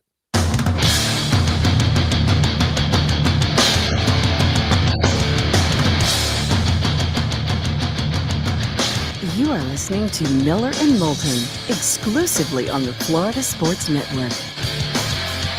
And now, here's Mark Miller and David Moulton. And if it is the top of the 8 o'clock hour on a Tuesday, that means Pat Kirwan. He of NFL Radio's Moving the Chains, which is weekdays 3 to 7. And while the games are being played, Saturdays 2 to 5. And he's part of CBS's NFL Today show, CBS with the Super Bowl this year in Vegas. Hello. Pat joins us courtesy of Pinchers from Tampa to Key West and all points in between Pinchers because you can't fake fresh. Good morning. How are you? I'm doing well and enjoyed the games this weekend. I love surprise wins. So we had a couple of teams, Houston, Indy, and Arizona, and all brand new head coaches.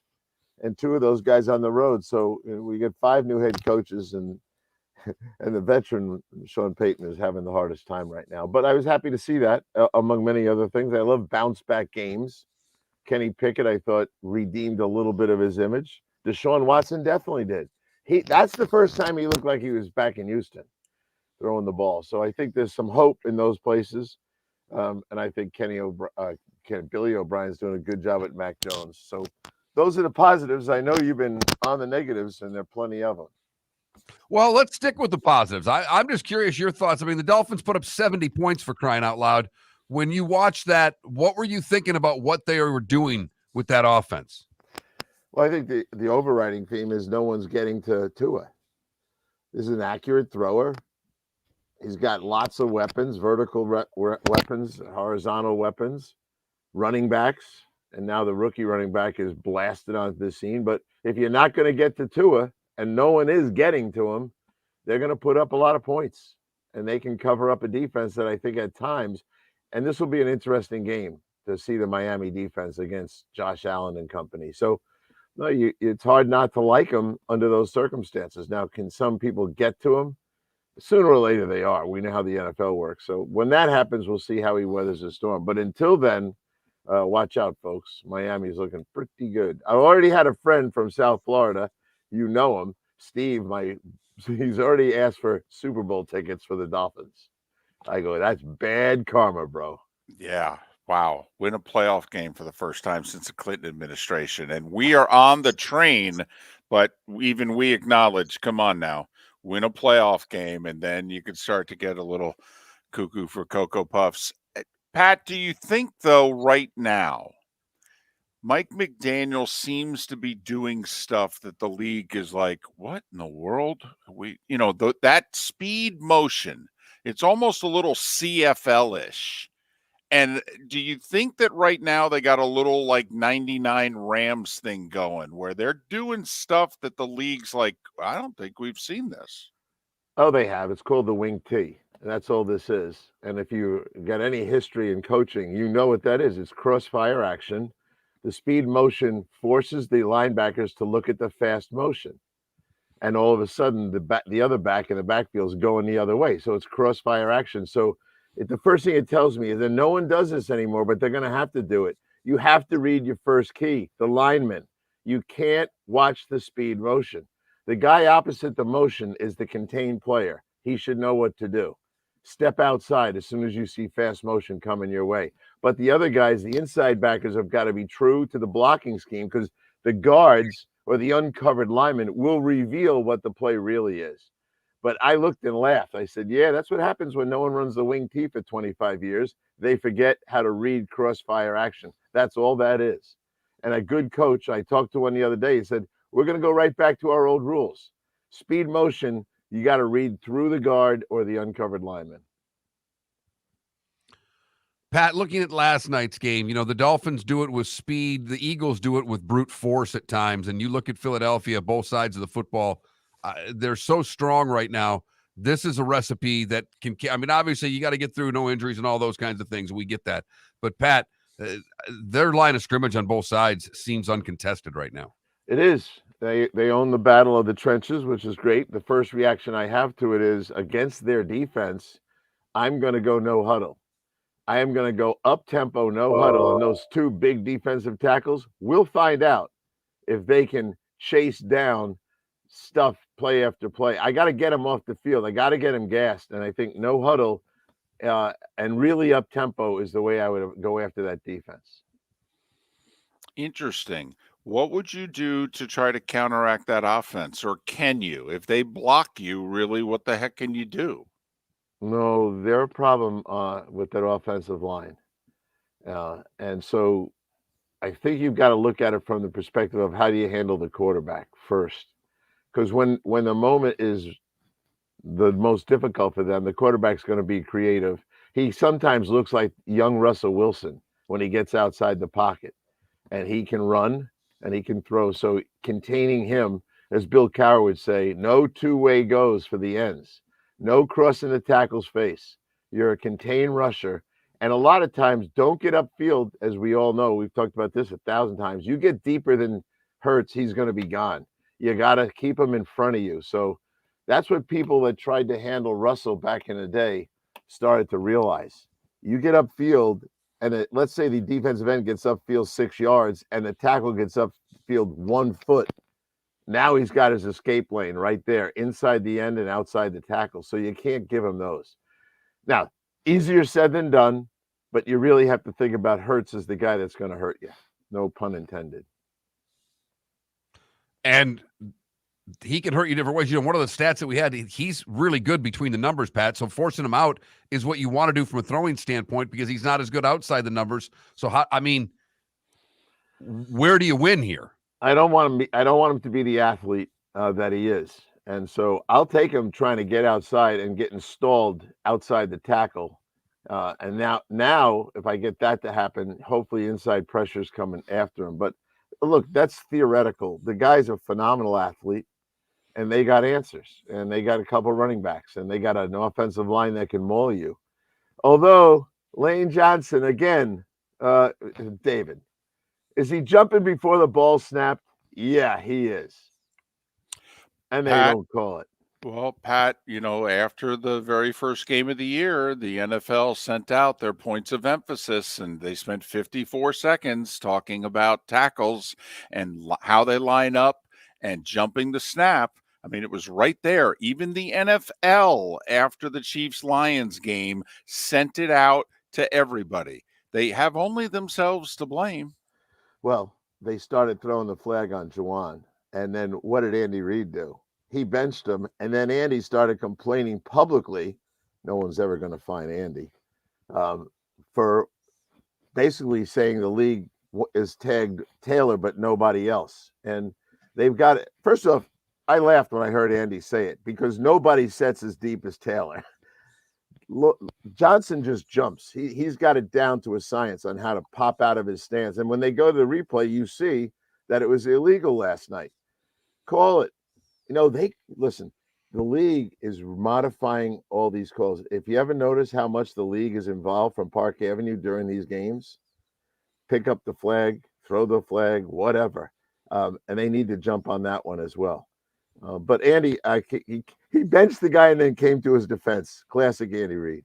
Hey, Pat, there is a part of me, though, and the league will never acknowledge this. There is a part of me, though, that the league goes, yeah, we know, but we already have 60-something guys who start at quarterback every year. Do we really want to have more quarterbacks get injured? Let's just give the tackles a break. There's a part of me that thinks the league does that to try to protect the quarterbacks. Well, a lot of guys think that, and the reality is we're talking about it right now. We know that it's wrong, and we're going to keep talking about it. So the league doesn't like when we have these conversations. The fans don't like when Deshaun Watson pushes a ref and no, he's a quarterback, nationally televised game. We're not throwing him out of the game. So there's accusations of all this stuff, but they got to clean it up because guys like us are going to get on the air and we're going to point out to the public what we know is wrong. And so they don't like that either, David. Speaking of cleaning it up, the Jags are 1-2.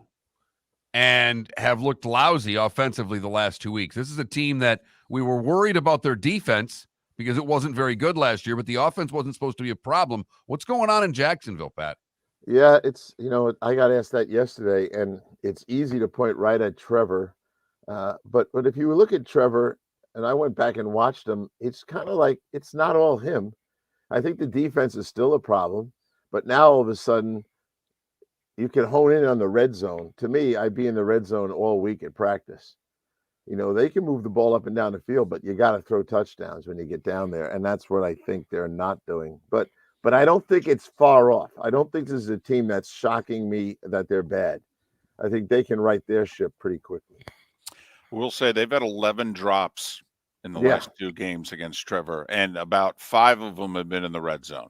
4 in the end zone, I believe. So his receiving core, which is well compensated, including the tight end, I do think they have to earn their money. And I'm glad you kind of agree with me on the red zone thing. But here's the problem with the way coaches practice. And I was with 4 different head coaches. The red zone is like a Thursday deal or maybe a Friday deal. And it's never at full speed. The football field in the red zone is a problem for offenses. There's no vertical threat. Your corners don't have to be fast, and you got to be shifty down there. And I don't think, personally, we practice in the red zone enough. And I think you're gonna see Doug Peterson, who was a quarterback in this league, come to that conclusion. And I'm gonna ask. I got a friend on that staff. I said to him, double your red zone practice. You're not practicing enough down there. It's really hard to run the right routes in the red zone. So hopefully they're thinking that way. Well, they're going to need to think that way because things are getting ugly quickly with Jacksonville.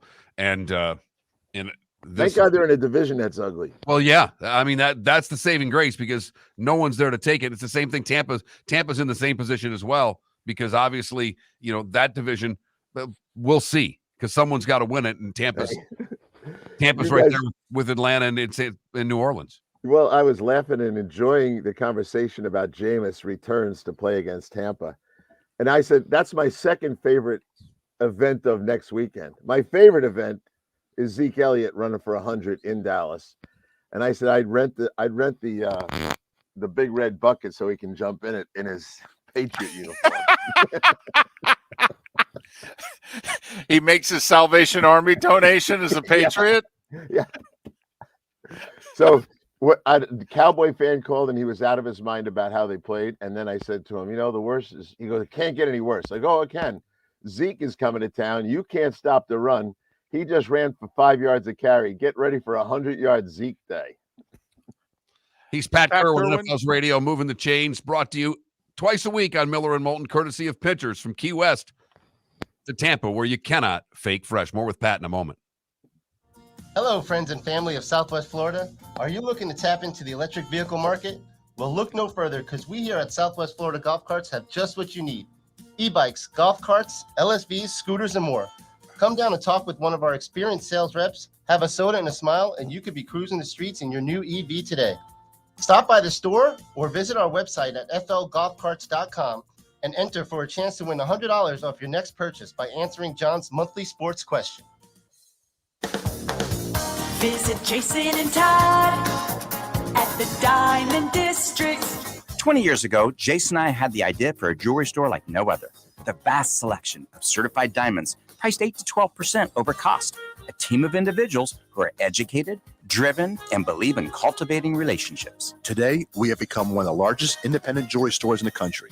Todd and I love what we do and are in the store nearly every day, along with our GIA gemologists, master jewelers, custom designers, and non-commissioned diamond consultants, all of which we consider family. As direct diamond importers, we travel the world, forging relationships and sourcing diamonds. What we love most about our business is that we can call Southwest Florida our home. If selection, value, and comfort are important to you, give the Diamond District an opportunity. You won't find a better diamond buying experience. Todd and I look forward to shaking your hand and welcoming you to our Diamond District family. At the Diamond District. The law firm of Michael F. Hornung has successfully represented the citizens of Southwest Florida for over 30 years. As a former prosecutor, the information I know is information you need to know. If you've been arrested for a DUI, a criminal matter, or involved in an auto accident, call the law firm of Michael F. Hornung. I'm a local attorney with local knowledge to assist you through the process. For a free consultation, call 239-437-0095. That's 239-437-0095. Offices in Fort Worth. You are listening to Miller and Moulton on the Florida Sports Network.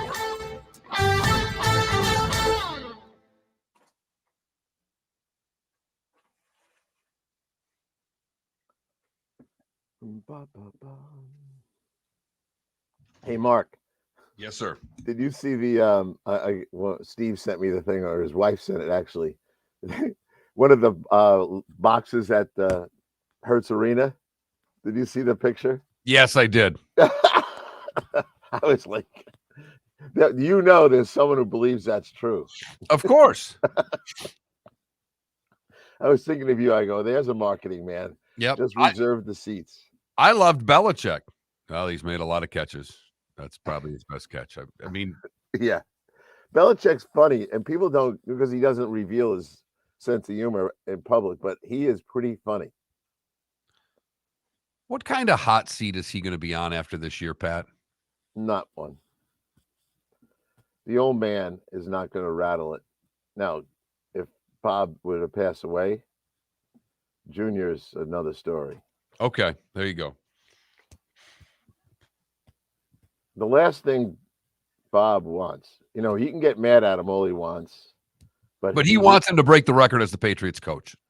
He thinks it's his best chance to win still. And so he's not going to fire him. Now, Bill might get tired of it. You know, he and his girlfriend are gone and all that stuff. But the guy loves being up in Cape Cod and Martha's Vineyard and Nantucket and all that stuff. So all the stories about him going to the Commanders, I'm not buying any of it. I talk to O'Brien more than Belichick now, so I don't think it's happening. But that son of his, watch out. I don't trust that guy at all. Buffalo. I gotta talk. Cowher comes up with right after you guys, but I'm trying to get him to do the Buffalo defense, getting ready for Miami. I mean, the nine sacks and the 5 forced turnovers. It's a good time to talk about Buffalo. Speaking of which, David, I do have that new Buffalo guy. If we want a Buffalo guy this week, okay. Good week to have a Buffalo guy. Yeah. Send me his info. Try to get him tomorrow. Hey, how's John doing? Great. Yeah. He's lost like 90, 100 pounds. Okay.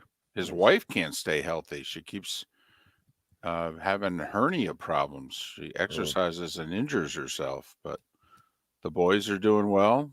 Great. Tell him I said hello. I'll see him at an Everblades game. That's where I saw him last year. Yep. His kids love it. Yeah, he's going to become you. Don't be surprised when they have season tickets, because his boys love it. Are they playing? Are they going to play? They're like 2 and 4, but 4 is ready. It's time. Mark will tell you 4. You got to get on the ice. Yeah, I don't think John's pushing him to athletic competition. No, that's too bad. Well, I think in part because, Pat, he doesn't have the time. He's got like 4 jobs. He works on podcasts at night. And since she hasn't, I mean, she's been in the hospital like 3 times in the last year. Terrible. And I can't imagine right now if he had to actually like take his kids to a youth sporting event. He doesn't have enough time in the day for himself as it is right now. Yeah, that's a service I should just quit everything and just be the. I'll raise your kids for you in sports. He lives right there too. I You mean, know, he he's lives close down the to road on Corkscrew. I mean, Yeah, it's. Da, da, da, da. I don't think they could afford hockey either. Oh no, that's a big one. Maybe I'll get him a learn to skate for Christmas. Yeah, that's the right thing. Go out there and hold that garbage pail and push yourself around the ice. That's right.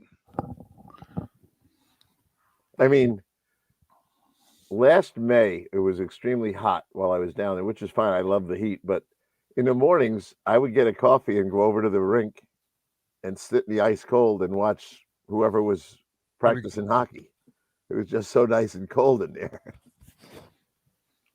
Here we go. Gardner Minshew. You're listening to Miller and Moulton, exclusively on the Florida Sports Network. 21 minutes past the hour. Remaining moments with Pat Kirwan. He of NFL Radio's Moving the Chains. CBS's NFL Today Show. Pat joining us courtesy of Pinchers. Tampa to Key West, all points in between Pinchers because you can't fake fresh. You buying any of the 2-1 teams in the NFC South? You buying the 2-1 Colts? Is there a team that you're changing your tune on? Well, I'm not buying the Colts, although I was very happy to see Minshew do his thing, but no, not them. Am I buying anyone else? I think the NFC South is wide open. And now that Carr is banged up a little bit, that, and who knows with him, because he can get hurt again. He's one of those guys in the pocket. He won't run. The guy will not escape and he's athletic and he should be able to. And everyone I know that's coached him is frustrated. So as much as I like the Saints, well, let's start with this week. He's not going to be out there. So I'm starting to think that, yeah, someone could come up and grab that thing. But I think 9 wins, maybe 10 will do it. In the South. So that part of it. Who else do I like that I think is kind of intriguing to me? I think we're really missing the boat on Cleveland. That defense is quite good. And if Watson starts to look the way he did last week, they could overcome even losing Chubb. They may be a hard out as we go forward. So that's one team that I really got my eye on. The Cowboys. We had a question, and I will, because it's basically what I was going to ask. Did the Cowboys just lay an egg, or is the Diggs injury a bigger concern? What do you take from that game that Dallas did lay an egg against Arizona? Yeah, I think they laid an egg. I don't think it, you got to overcome Diggs, and they have lots of ways to do it. No one's going to be as good as Diggs, but they looked lethargic. They did not look to me like they came ready to go. They underestimated Arizona. When they gave the ball to Rondell Moore, he got in the backfield and they ran that little off tackle opposite to the left side. He was untouched for 45 yards, not breaking tackles. No one touched him. That was a bad look for that defense. I'm sure Dan Quinn's frustrated with how that game went. But here's my question to you guys. Who's under fire more? Dak Prescott, Zach Wilson, or Justin Fields? For lots of different reasons. Okay. This is like when we have Dr. Roto on and we ask him a fantasy question. I need to go back. It was Dak Prescott, Zach Wilson, and who's the third? Justin Fields. Who right now is the one that it's the public attack on the guy? Zach Wilson 1, Justin Fields 2, Dak 3.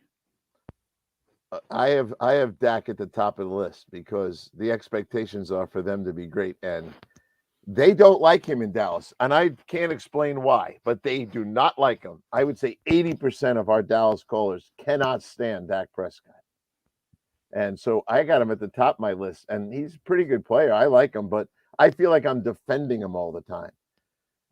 I think Wilson they already gave up on, so the anger is going to turn into I'm not going to the games anymore. And Justin feels they can't wait for the moving van to show up. But Dak Prescott, they feel like we're stuck with him, and they do not like him.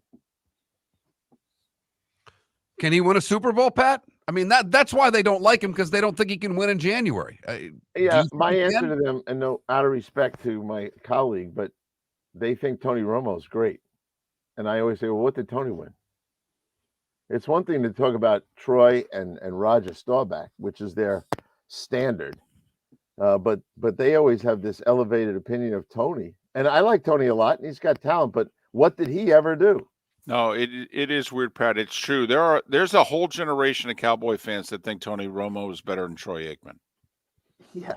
They do. They think it was somebody else's fault but Tony Romo that they didn't win. And yet consequently, they have Prescott behind Tony Romo, and they'll never advance it. Well, but the funny thing is they believe it's Dak Prescott is the reason that they're not winning in January now, but they never blame Tony for the reason they didn't win in January before. It is, for whatever reason, style, whatever, they just like Tony. And with Dak, they it was cute for a while, but we're ready to move on. Yeah, well, that's most of the reaction I get on Wilson and Fields is they're done. Sooner or later, they'll be gone. But they live in fear that Dak's here for the long haul, and they don't like it. That's the one I get most of my pushback from. We mentioned it before we got on the air with you, Pat. We would have both fired Staley, even though the Chargers won that game.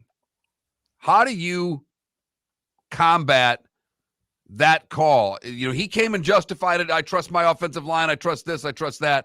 They should have lost the game because of that call, Pat. Minnesota just out ineptitude what the Chargers did there. I don't know how to explain it, but I would have fired him on the spot. Well, you know how I am. I'm not protecting him when I say this, but they should have fired him at the end of last season. Yes. And since they didn't, and they decided to keep him, then they're stuck with him. In the way I look at life. Do I think he's done at the end of this year? He better be. Do I like firing guys? I'm not giving this team to Kellen Moore. I'm not doing that. So, Pat, there's a part of me that thinks that there's a veteran coach that's retired that could, and I would prefer, or quite frankly, some of the interim head coaches lately who have done a good job but weren't promoted. Who was the guy in Carolina last year? Was that Steve Wilkes? Yeah. Okay. There's part of me that thinks, honestly, turn the Chargers over to Steve Wilkes, who's also a defensive guy, by the way, and they need help defensively. And the current head coach is supposedly running the defense. But like John Fox is retired, living in Southwest Florida. There's a part of me that thinks you say to John Fox, listen, I know you're retired. I have 4 months. 4 months. I'll give you $1 million a month. Okay. It's come out to LA. And could you we need a competent head coach, okay? And while you're there, just tweak the defense. Could you please? And can you just call timeouts and decide when to kick or punt accordingly? Can you do that? And he's like, of course I could do that. It took 2 teams to the Super Bowl. Great. Here you go. You ready? Yeah, I agree with you. You left one question out. You don't believe in analytics, do you?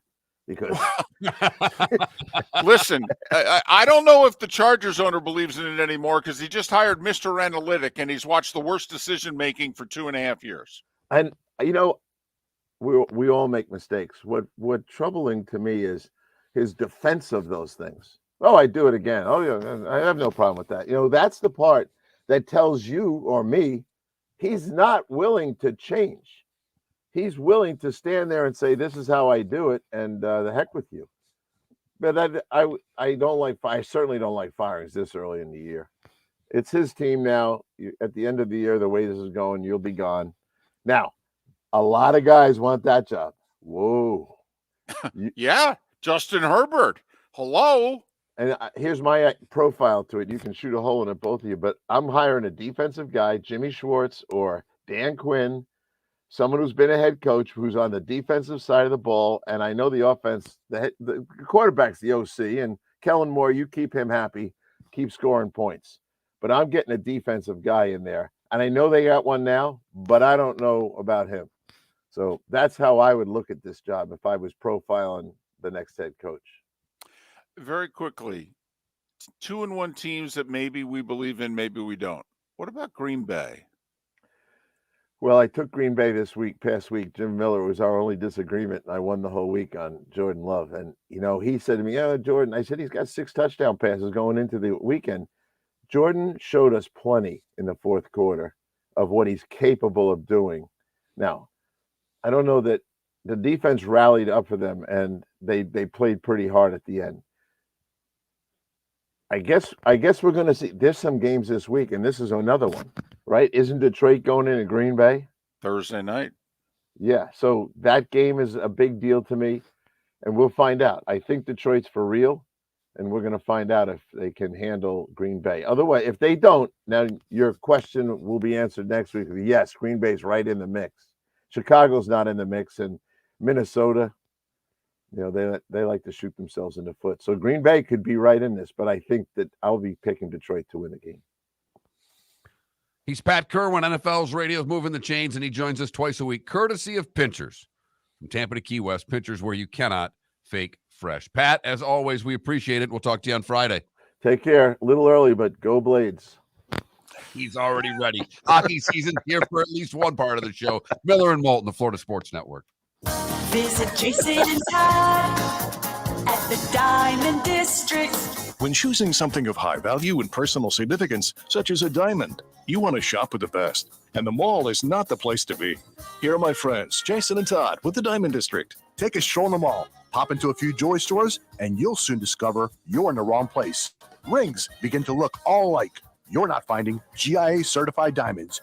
You quickly realize you know more than a salesperson helping you, and all the same financing gets pushed on you. Visit Jason and me, and you'll find America's top bridal designers dealing exclusively with the Diamond District. You'll find the largest selection of GIA-certified diamonds, all priced 8 to 10% over cost. You'll find educated sales consultants who have many years' experience and are not paid commissions. And you'll find Todd and me in the store nearly every day, wanting to shake your hand and welcome you to our Diamond District family.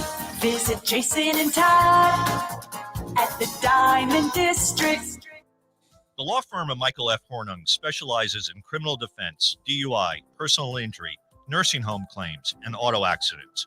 I'm a former prosecutor with over 34 years of experience. The information I know is information you need to know. If you've been arrested for a DUI, time is of the essence to maintain your driving privileges. Call the law firm of Michael F. Hornung for a free consultation. At the law firm of Michael F. Hornung, we are committed to excellence in your representation. Being a local attorney with local knowledge is clutch to the success of your case. For over 30 years, we have successfully represented the citizens of Southwest Florida. For a free consultation, call 239-437-0095. That's 239-437-0095. Our offices are conveniently located in Fort Myers. Visit online at mfh-law.com. You are listening to Miller and Moulton on the Florida Sports Network.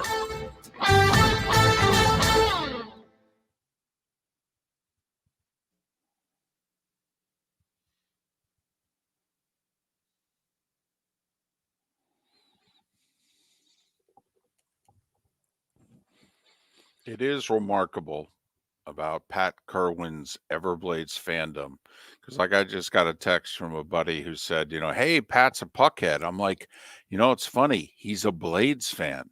Yeah, he's not a puckhead. He really doesn't. Right, and he spends time around Boomer Esiason, who's a huge Rangers fan.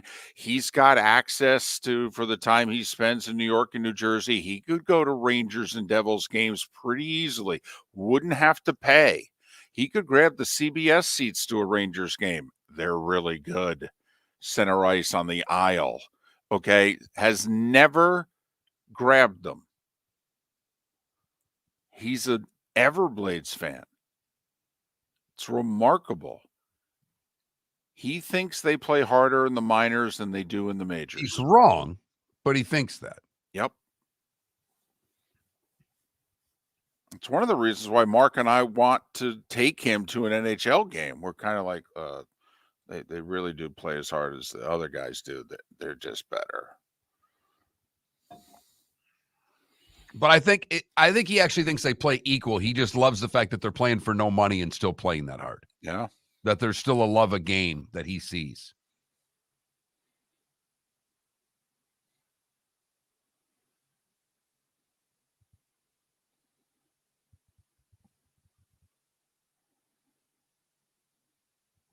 Oh, hey, Adam. And he's got opinions about their roster and certain guys. And, Mark and I both have watched games with him, and he plays GM. Mark, how many times he told you and go, yeah, this guy, we got to get rid of this guy. Oh, yeah. This guy can't play, or I love this guy. He's a tough guy. He can't, he sucks. Oh, but he can run around and hit people. Oh, yeah.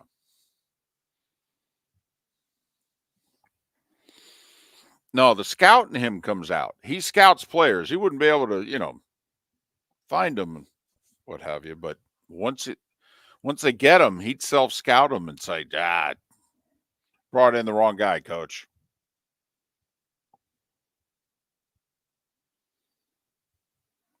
Yeah, he lives like 15 minutes away. Maybe.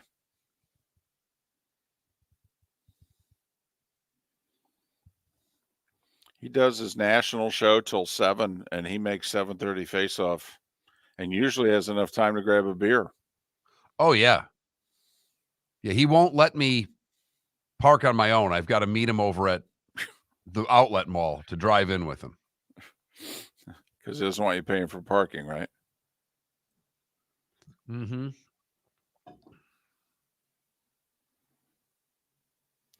So they're the Ice Flyers, Pensacola? They're not the Ice Pilots anymore?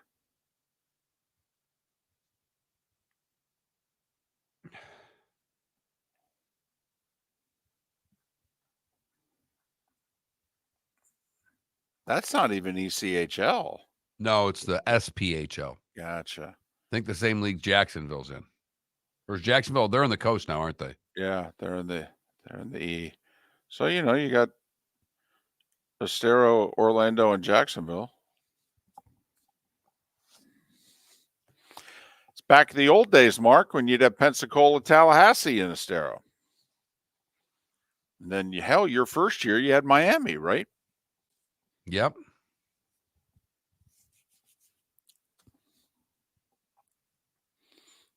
Oh, the Birmingham Bulls are in that league. Yeah, in the Southern League. Do you know Eli Gold did their games for a while? Really? Yes. Think about that. But see, people think Eli makes, hundreds of thousands a year doing the Alabama games. He gets paid per game. Stunningly less than what you would think. Yeah, stunningly less than I don't know if I'd do it for what he makes. Yeah, I mean, he's able to make a lot of money off of doing the Alabama games, but he doesn't make hardly any money doing the Alabama games.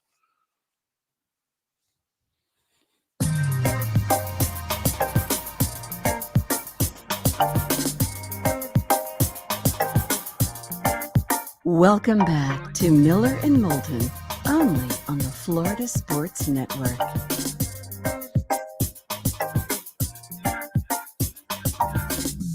"22 minutes before our hour is up along the network, Miller and Moulton, the Florida Sports Network, floridasportsnetwork.com. The Diamond District bonus hour awaits at the top of the hour.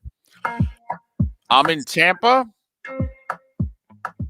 Saw firsthand the Eagles dismantle the Bucks by a margin far bigger than the final score of 25-11. And the Eagles, one of 3 unbeatens. Are you surprised there are only 3 3-0 teams? Yeah, but I don't make that as big of a deal out of it because a 2-1 team could be 8-1 tomorrow, and then we're not talking about who's unbeaten. We're talking about who's good.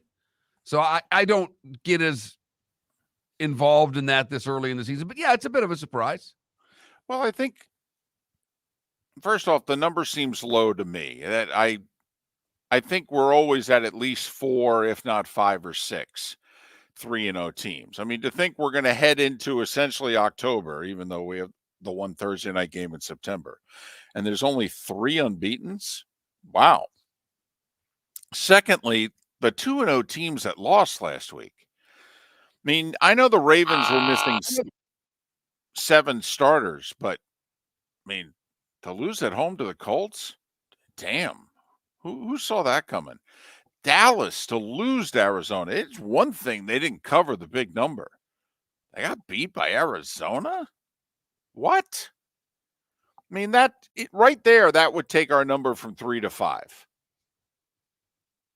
And so I think it's just kind of what happened last week threw me. I thought we had more very good teams, Mark, at this moment in time. And by certain teams not being 3-0, I'm questioning, are they in fact very good or just pretty good? You know, it was funny you say that because I was looking at the standings, David, and I almost was going to bring up your favorite game and just give you the team and have you answer yes, no, maybe so. Oh, look at you. Just throwing me to the Lions. Me being the Lion. Oh, that's fantastic.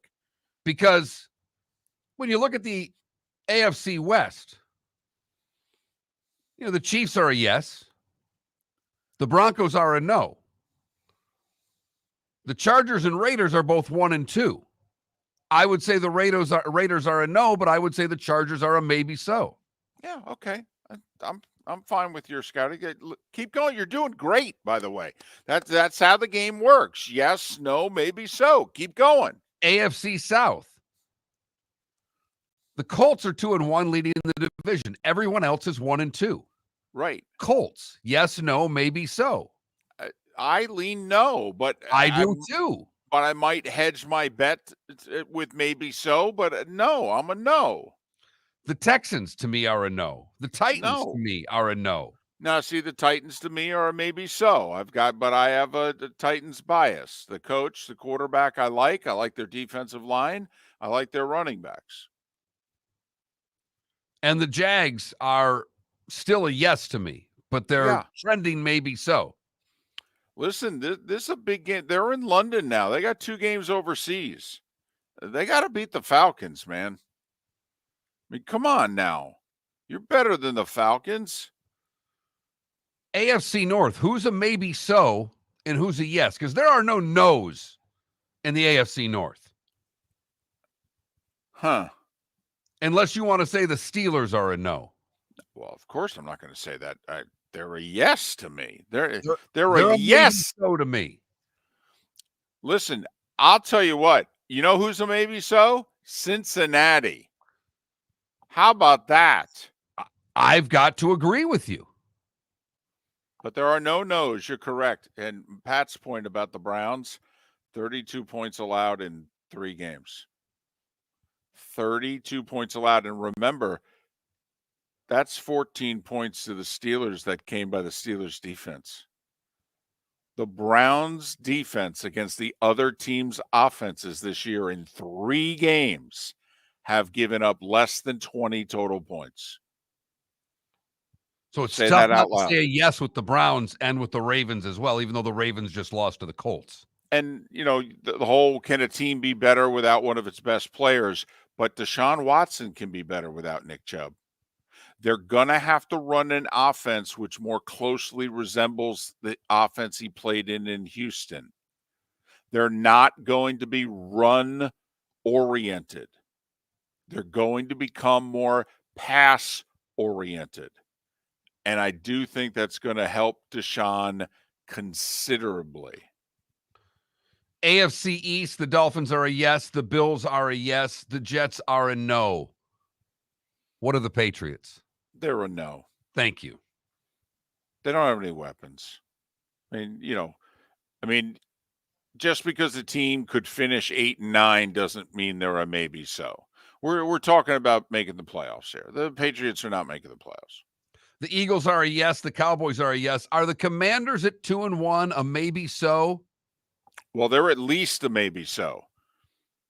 They're at least a maybe so. They scored 58 points in 3 games. They're at best a maybe so to me. Well, but they scored 55 in their first 2. And then the Buffalo's defense had their way with them. It is interesting. I will say this. The Bills' defensive front had approved to me. All these guys they spent high draft picks on, young guys who have all been between 4 and 8 sacks and haven't been great, have not lived up to their salaries and their draft status. They are starting to play a little bit this year. They are. They played well against the Jets, at least in the pass, not the run. Okay. They played really well last week against the Washington team that scored, had done okay the first 2 weeks offensively. And the Giants, are they a maybe so or are they a no? They're a no. They're a no for me as well. The Packers, they've got to be a maybe so right now. They're definitely a maybe so. Here's what would make me really happy if I'm a Packers fan. They've actually had a decent number of injuries to key offensive people, and they followed up the clunker of the fourth quarter on the road. And for a really young team and a quarterback who didn't complete a pass in the fourth quarter in week 2, to engineer that comeback exclusively in the fourth quarter in week 3. All right. That's why they're at least a maybe so heading into the Detroit matchup. The Lions, I think, are maybe so to a yes. I mean, I know we've got to see it. They're a yes. They're a yes. And the Vikings and Bears are no's. Correct. Falcons, Saints, Buccaneers. Aren't they all in the maybe so category? Or are you putting one of them in the no category? No. I think you have to put them all in the maybe so category until proven otherwise. But the Panthers, obviously at 0-3, they're in the no category. NFC West, the Niners are clearly a yes. The Seahawks, I believe, are a yes. The Rams and Cardinals are no. So there's our version of David's favorite game. Yes, no, maybe so. Taking a look at the NFL standings and where we sit just 3 games in, where people that do the power polls are going to have the Dolphins on top of every single power poll. Dolphins fans are going to be beside themselves, David, because every one of those power polls that comes out is going to have the Miami Dolphins number 1 this week. I know it means nothing, but if you're a fan, what else do you have 3 weeks into the season? If you're a Dolphin fan, though, you are feeling like Florida State was last week going into Clemson. That parallels. The Bills lost that division game to the Jets that they shouldn't have lost.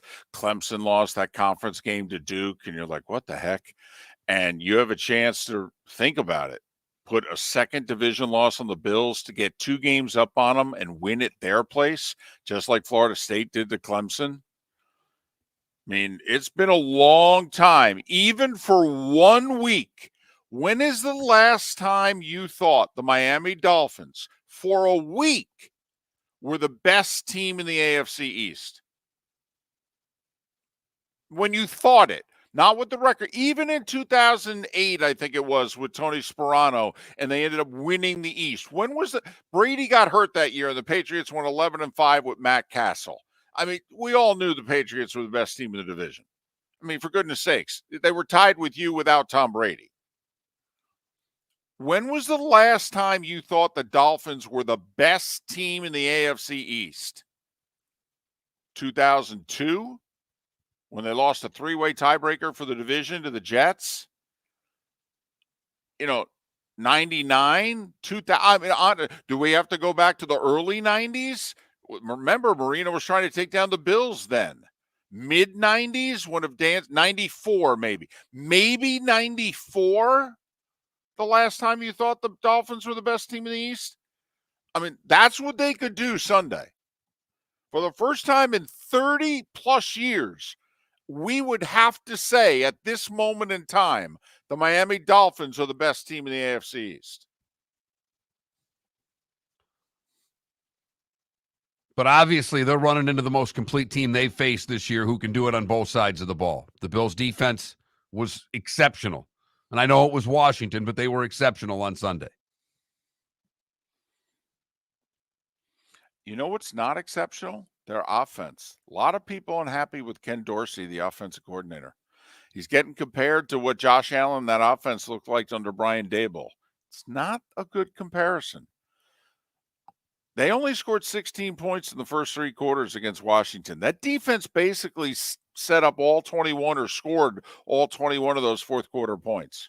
You take a look at the Bills on first down in that game last week. Like the first 12 plays they ran on first down, only like 2 of them gained over 3 yards. I mean, they're scuffling a bit offensively. But now they play the Dolphins, who 3 times actually last year, they ate up on offense. So we'll see. Already getting fired up for week 4 in the NFL. Different coordinator, obviously, for the Dolphins. Going to be a little different scheme of how they're running things. And I know the Dolphins beat them once last year, but remember, the Bills went up and down the field, 500 yards of offense. They just didn't score the points, but they moved the ball all day. I mean, the Dolphins did not slow the Bills' offense down once last year. You know, you made this guy the highest paid defense coordinator in the league. You got a pass rush. You got at least one corner.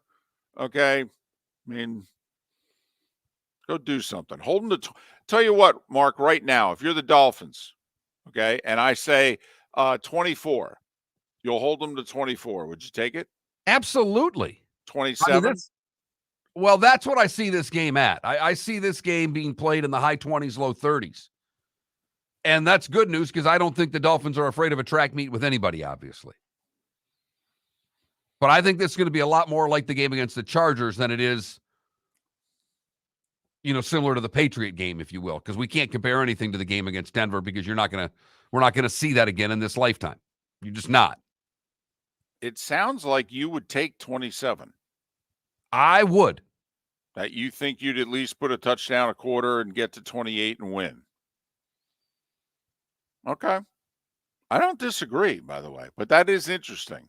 And there aren't many teams that usually go, yeah, we'll sign up for giving up 27. We're good with that. I mean, even the Chiefs in the last 5 years wouldn't normally sign up for that. I mean, it's tough to average 30 points a game in the NFL. It really is. No one does. I mean, think about it. J.P. Shadrick a couple of times has said on this show, well, the Jacksonville's going to have to try to average 30 this year. Well, so far that hasn't gone all that well for the Jags. No. Why? Just because they've scored 26 points the last 2 weeks total? What are you trying to say? It wasn't for the fourth quarter against Indianapolis. The offense didn't do much in that game either.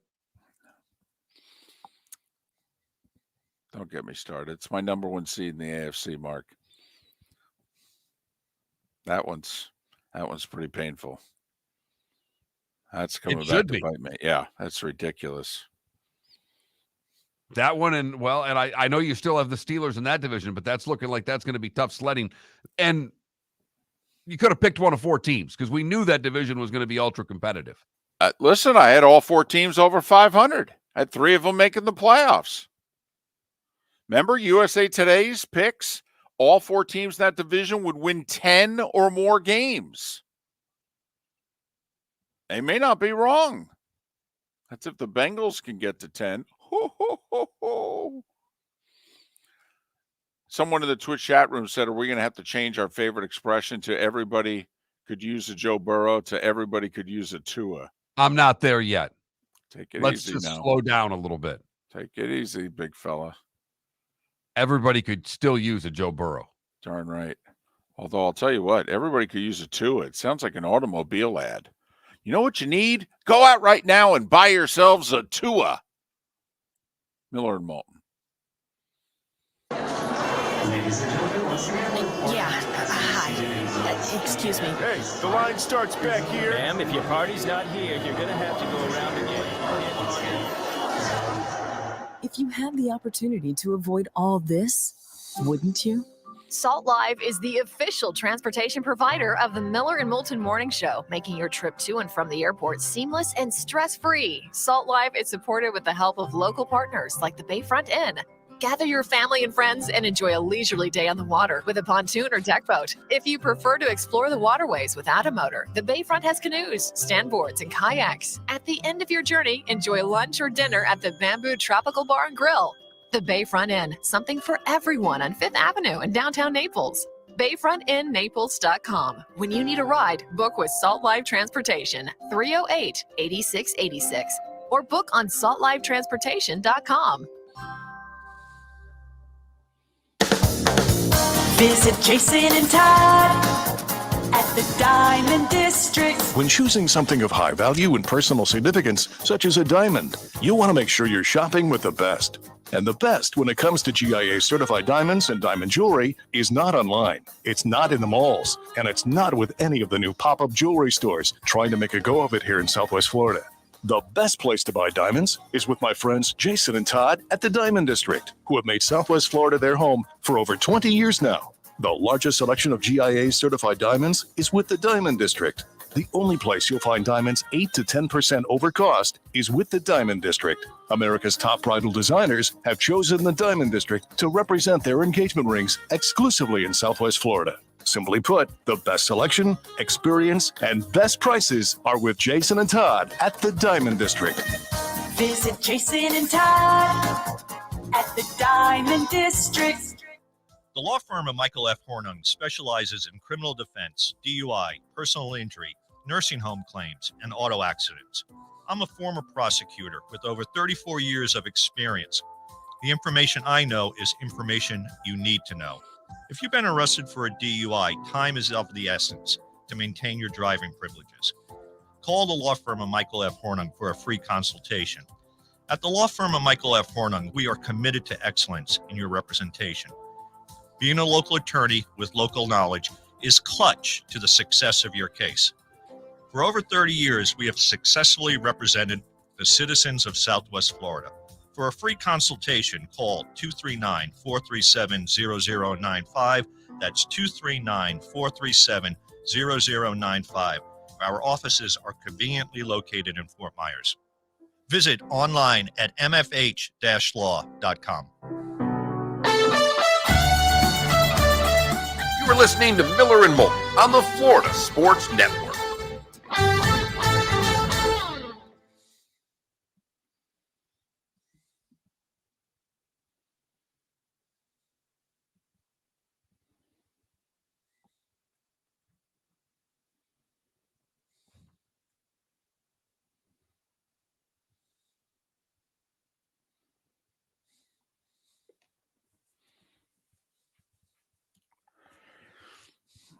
Yinzer, once again, we weren't talking about whether or not the Dolphins were competitive with the Bills. We were talking about the fact that they couldn't slow the Bills' offense down.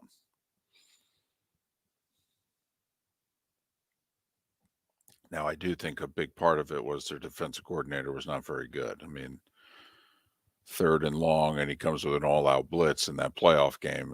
It's got Xavier Howard, who can't run on Diggs man-to-man. I mean, that's stupid.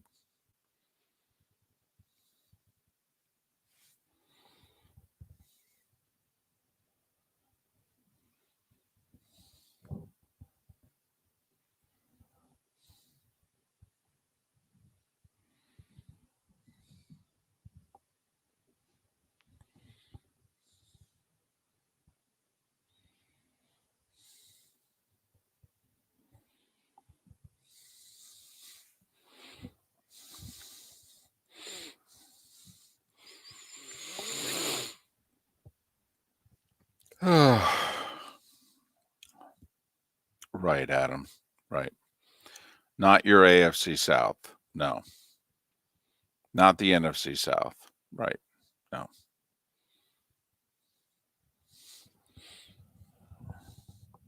Hell, the NFC North.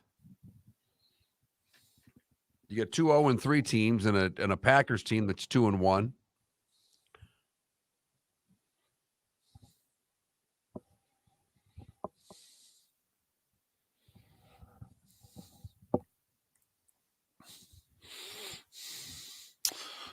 Competitive, or do you mean mediocre?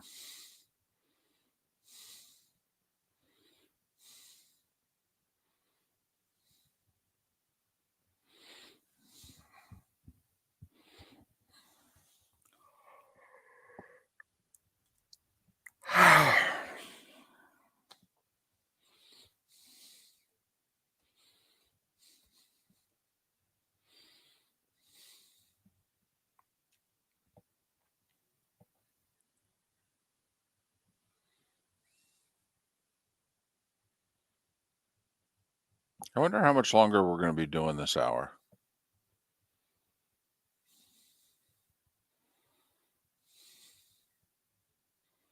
Why do you say that? Well, because, I mean, the company we're doing it for is not helping us. And we don't have to do this hour for anybody else. And the station that we're supposedly adding here very soon is not going to be interested in the 9 o'clock hour either, because they run Dan Patrick. So it does kind of beg the question why we would keep doing this. A lot of questions that have to be answered. But I do think it's something that Marty, can use.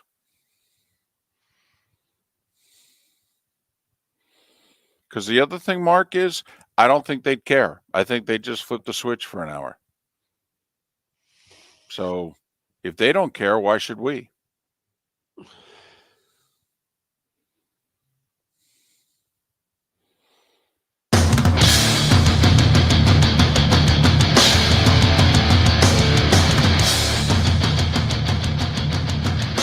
You are listening to Miller and Moulton, exclusively on the Florida Sports Network.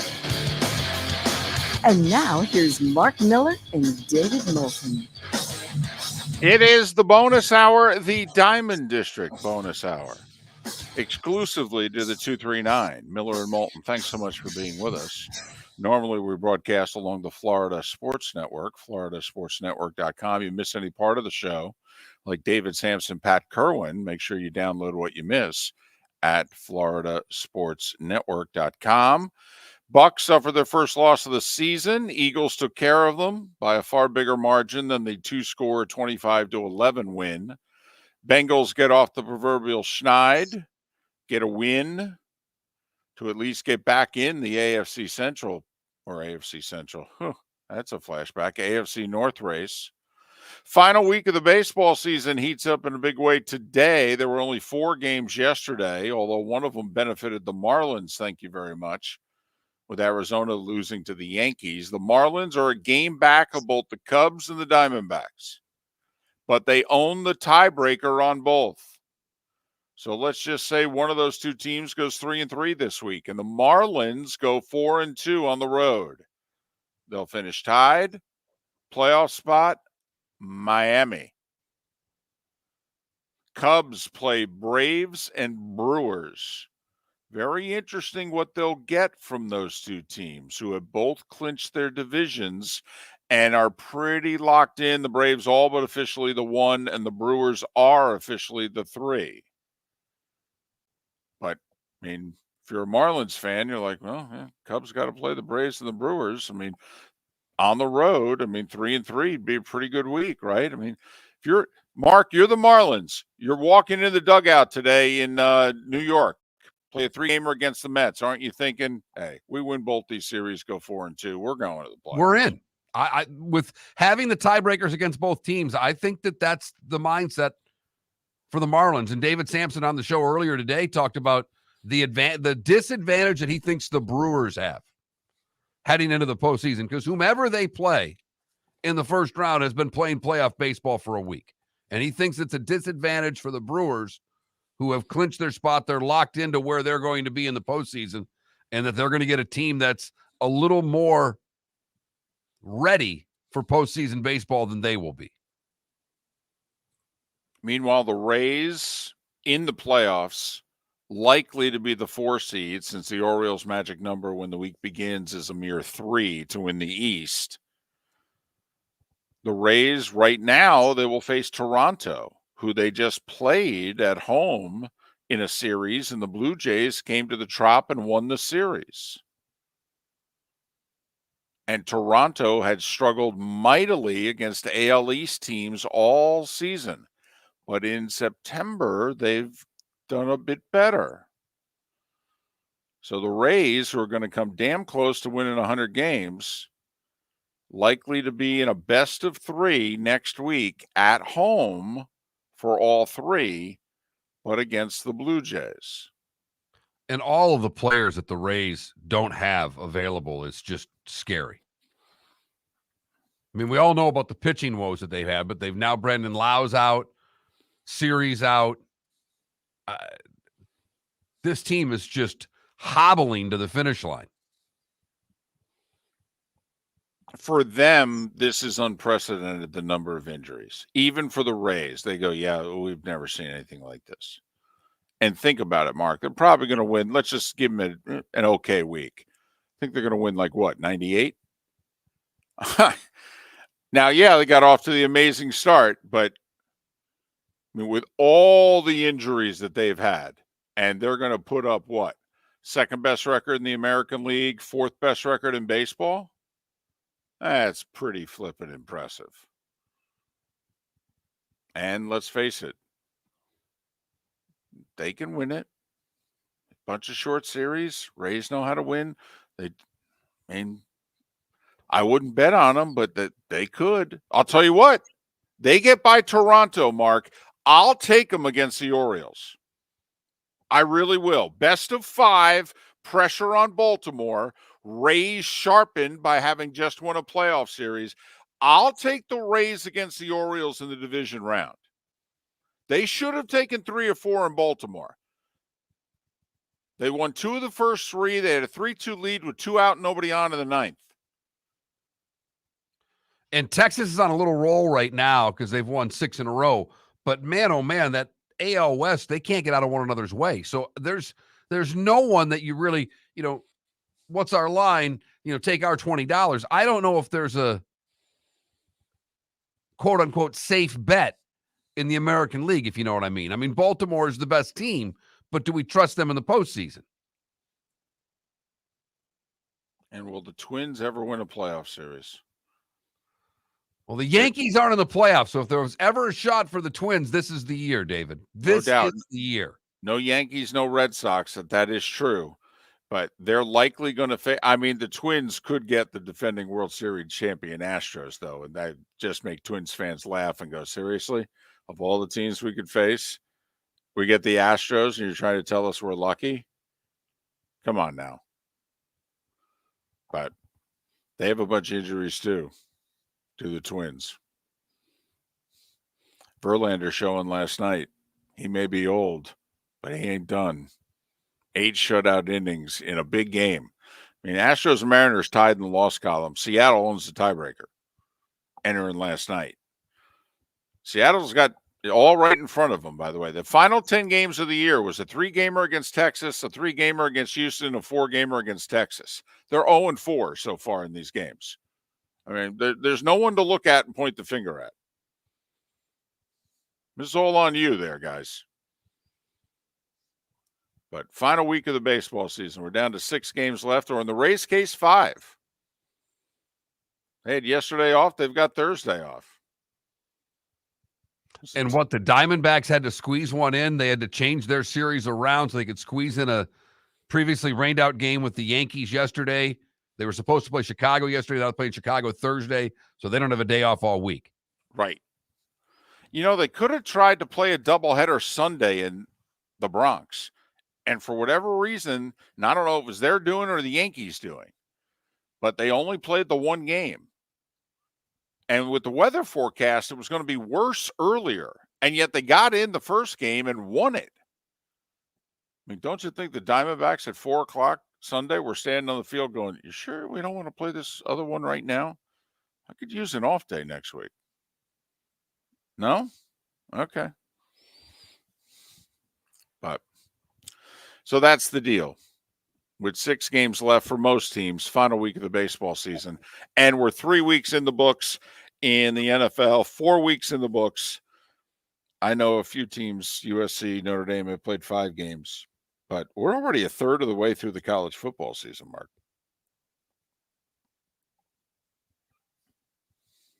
Yes, we are. And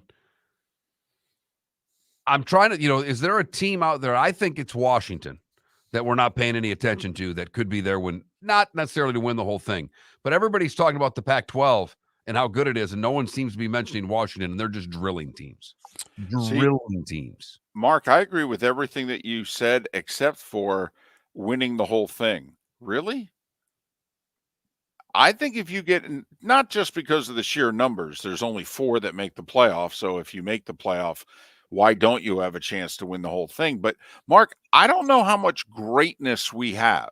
Like, I don't think this Georgia team is great. I don't think this Texas team is great.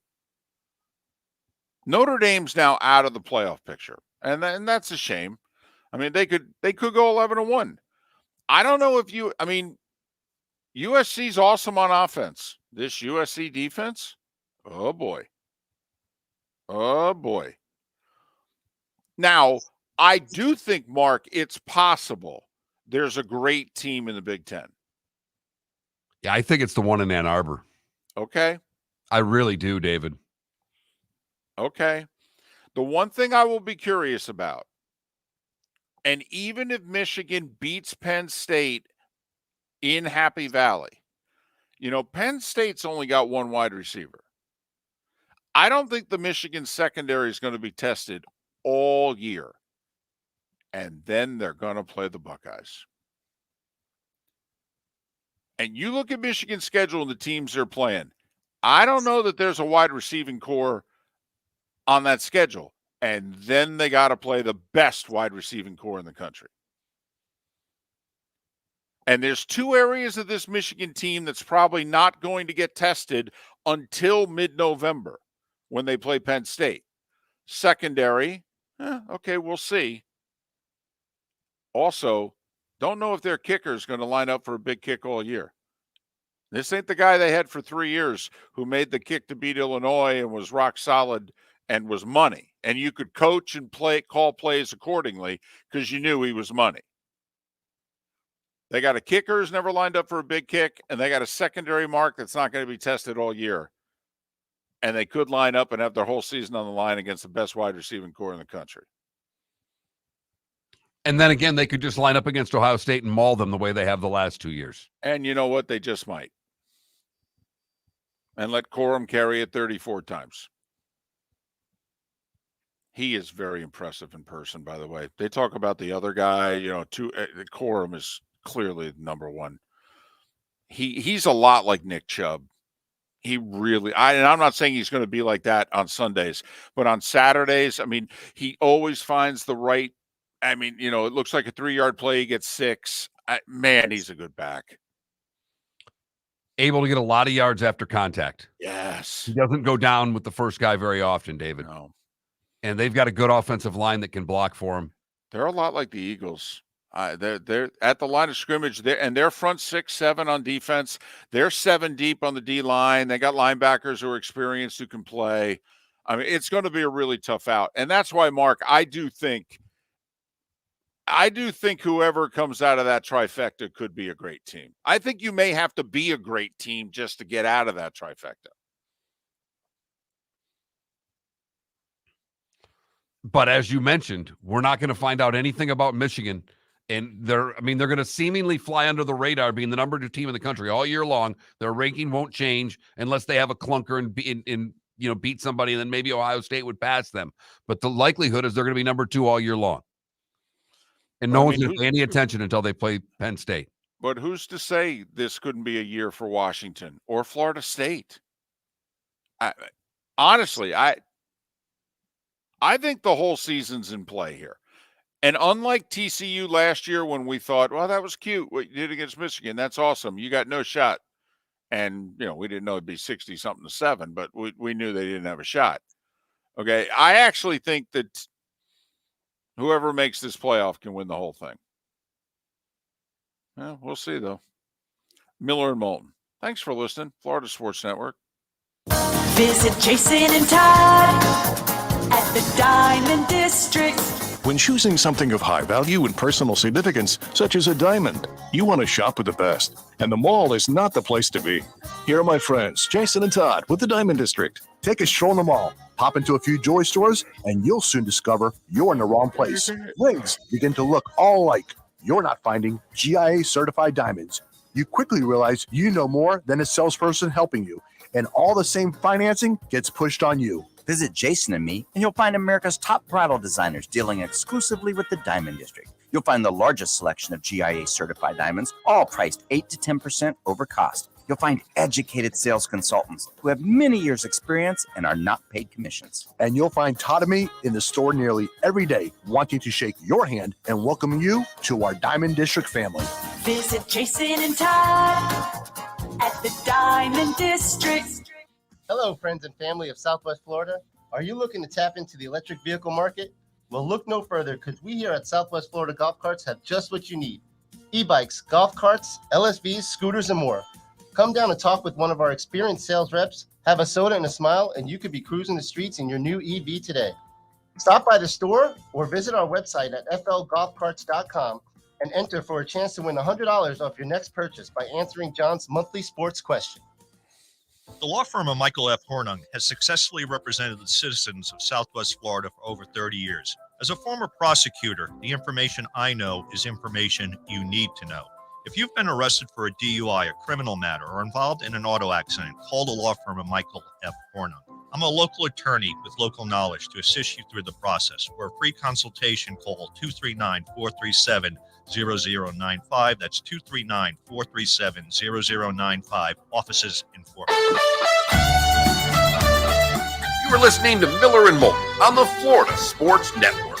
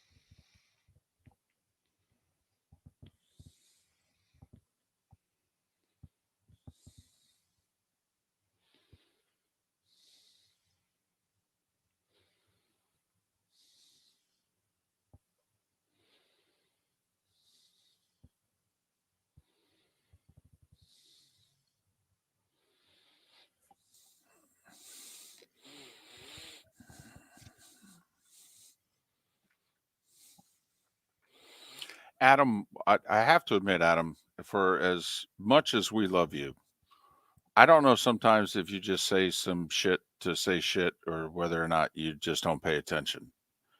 All I said was they're not great. There's a far cry from not great to being below average or bad. I don't think they're a great team. I don't think Georgia's a great team. I don't think Oregon's a great team. Very good, but not great. You know, LSU, Alabama, not great. Florida State, not great yet. Could be. And that was my point, Deadstruck, that believe it or not, I think, and I think Mark agrees, because he thinks it's Michigan, that the best chance for a great college football team this year probably lies in the Big Ten.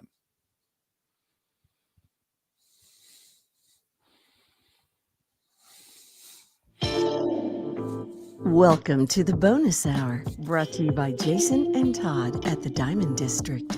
And now, here's Mark Miller and David Moulton. 21 minutes past the hour. Miller and Moulton, Florida Sports Network, floridasportsnetwork.com, along the network. Good, bad, and ugly. What's on tap? Today was the day when, along with some final thoughts and some picks coming up in a little less than 20 minutes' time. It's the 2 days, beginning of the 2 days a week where you got to figure out something else to do. It's too early in the year for action, right? You can only have football 5 of the 7 days a week right now. It's very, very difficult on you. I know. But what can you do? Besides, you need a respite. How about some family time? Tell someone who you haven't talked to in 3-4 days you miss them, you love them. And they go, you know, I've been sitting right here. Yeah, I know. I miss you. It's my daughter. She just does not like how much her father watches football on the weekends. It really bothers her, and it makes me feel awful. Does she not like football? Thinks it's boring. Really? Thinks it's boring. And has been to hockey games, has been to baseball games. She likes a Rosarena and the Rays, right? She likes the Rays. So football is boring. Is it just the NFL? Is it college? Is it all football? I think she's not watched enough. It is literally because her dad sits his fat butt on the couch. And even like this past Saturday, mom was working. And so we had a soccer game on Friday night. We usually have soccer on Saturday. So I had nothing Saturday morning. I got to put game day on at 9:00 and listen to that awful remix, which is just terrible. Everything about it's terrible. I don't know. You don't need to fix that. But she's like, you're already watching football? And did you look at her with a straight face and go, honey, I love you. You know that. But this could be the best Saturday of the year. Told her she had 3 hours. I said at noon, Florida State plays Clemson, and I'm going to be sitting here, and I'm going to be watching. So you have me. Whatever you want to do between now and noon, start writing them down and knocking them out. Now, when Oregon was up 35-0 at the half, did you say, listen, tell you what, I got to be back by 7:30, but did you say to her, hey, we got a couple hours here. You want something? We did some things together during that. The second half of the 3:30 games, we got a little family time, but that's rare because you don't expect both games. Alabama kind of just put the stiff arm on Ole Miss, and Colorado was done. So you got a break. Right. Now, I'm curious, do you get all the blame for this? Because her mother loves football. I get the majority of it. The majority of the blame comes at, like 80% of it comes at me. Because the wife on the weekends. She works a lot harder. She has a real job in which there are much more demands of her time. So she will drop football for the daughter on the weekend. Okay. She took off on Sunday and they went and ran errands together. And so it all comes back on me. Now, is that in fairness, though? Did your wife catch a break this week because her beloved Steelers played Sunday night and she knew? Okay. So Yeah, once she's had again, a Monday nighter, a Sunday nighter. She's played this really well. right. And their first game was over before the end of the first quarter against the 49ers. So, I mean, she really has been able to play off this whole season so far. It's a dadgum good point you have there, David. So in other words, your wife's looking like, she's the good one. She's the loving one. She's the one who's not going to put football before me. When in fact, we know she would put the Steelers before her daughter. The schedule has just allowed her that she can play parent and then Steelers fan. She's even doing so. She's making a solo trip to Pittsburgh. She and her mom used to go to the first game every year together. And then it really wasn't me because she was still doing it before the daughter. With the daughter, that game kind of went by the wayside. And so she's flying back, and she and mom are going to a game. I think they've got the Titans coming up in a couple of weeks, and they're doing that game. So she's leaving for the weekend to go to a Steelers game without me. Wow, your daughter's going to be pretty alone that weekend. Hoping my mom can take off some of the burden because I don't know how else to explain it to her. If not, we're going to learn a lot about nickel defenses. Now, are you selling this as, honey, it's my job? I don't want to do this. I don't want to watch this much football, but honey, unfortunately, it's my main source of income right now. I have to talk about this. I have to know what's going on. Did you blame it even on me? No, I say it flat out. I go, I don't know what to tell you, sweetie. What's your dad do for a living? Talks about sports. What sport is it that we talk about all the time? The whole year. Football. I need to watch. Do you bring me into it at all and just say, listen, David will kill me if I don't watch the football so that we can, converse about it, on equal footing here, he will kill me. No, I take the, okay, I'm impressed. I take this one head on because I'm hoping that I can turn her into at least someone who likes football. Question: 9:30 this coming Sunday. They're having the streaming thing, and what is it? The Disney. Is this the Disney Plus Toy Store? Is Toy this Story game? Yes, this is the Toy Story game.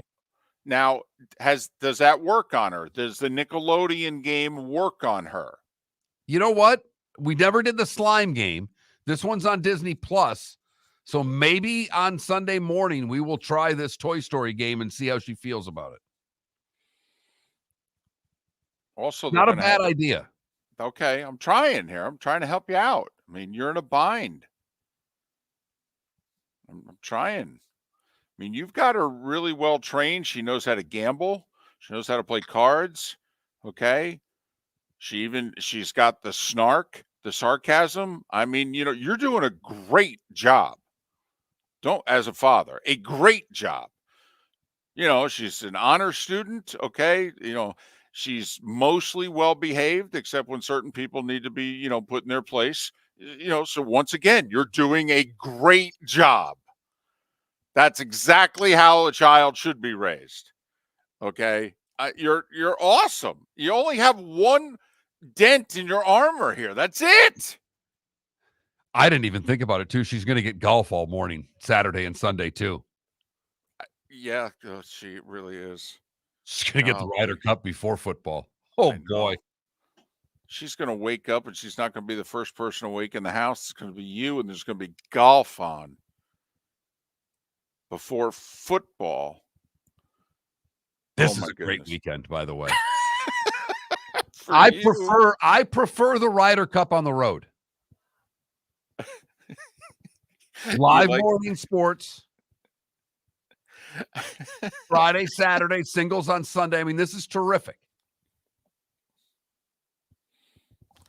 Apparently, it's USA Network and NBC, and apparently on Saturday and Sunday, like, I guess the Ryder Cup's starting at like 1:30 in the morning on USA, but at like 3 a.m. they're switching it to NBC. 3 a.m. Damn. That's early.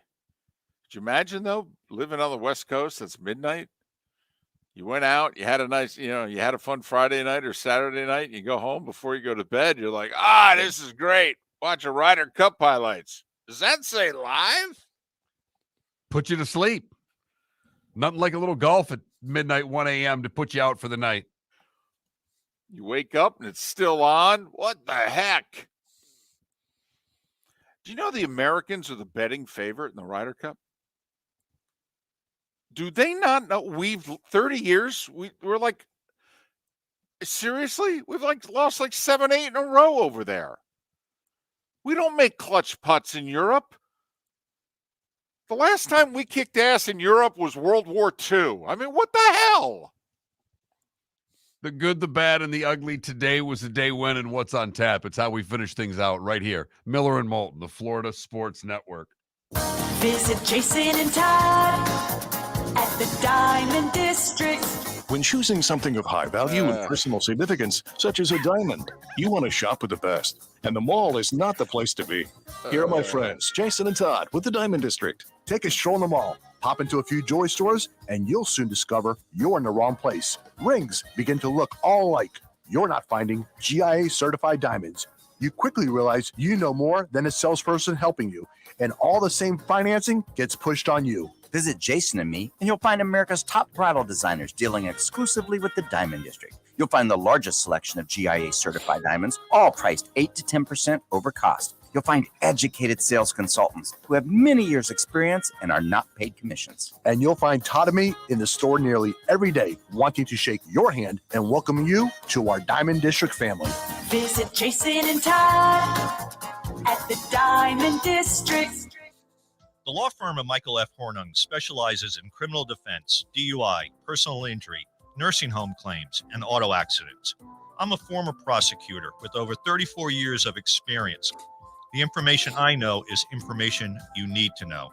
If you've been arrested for a DUI, time is of the essence to maintain your driving privileges. Call the law firm of Michael F. Hornung for a free consultation. At the law firm of Michael F. Hornung, we are committed to excellence in your representation. Being a local attorney with local knowledge is clutch to the success of your case. For over 30 years, we have successfully represented the citizens of Southwest Florida. For a free consultation, call 239-437-0095. That's 239-437-0095. Our offices are conveniently located in Fort Myers. Visit online at mfh-law.com. You are listening to Miller and Moulton on the Florida Sports Network.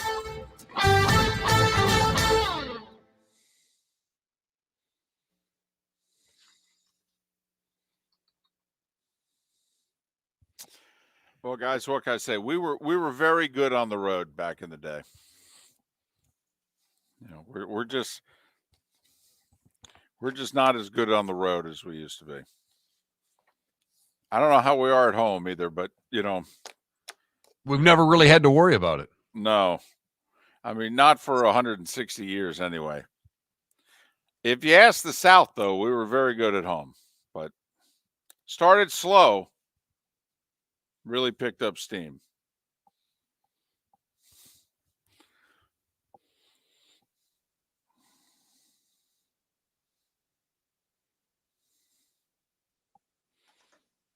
That's a best of segment right there, that one. That is. We get the football and the golf, your daughter, World War II. We put a lot into that 10 minutes. The Toy Story thing was designed to save a lot of parents. Gotta say, Aikman's all into this Toy Story broadcast. I mean, Joe is. He's got, how old are they? 5-year-olds. He's got 5-year-old boys, twins.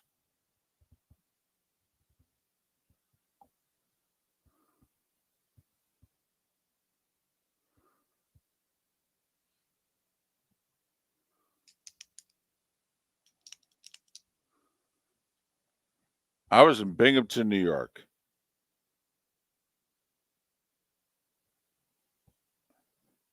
Depending on when it was, I was either finishing up my tenure at Channel 12 or had just been fired.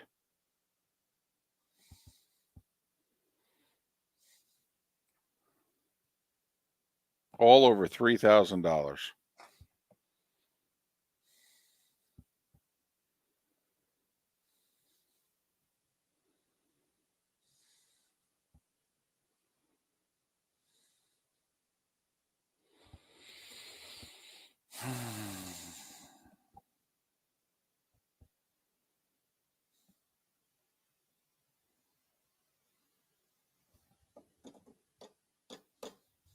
Had lunch with the Grants yesterday.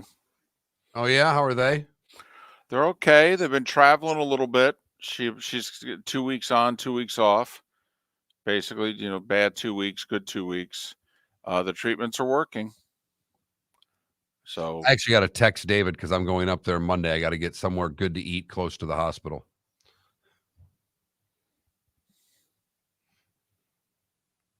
Oh yeah.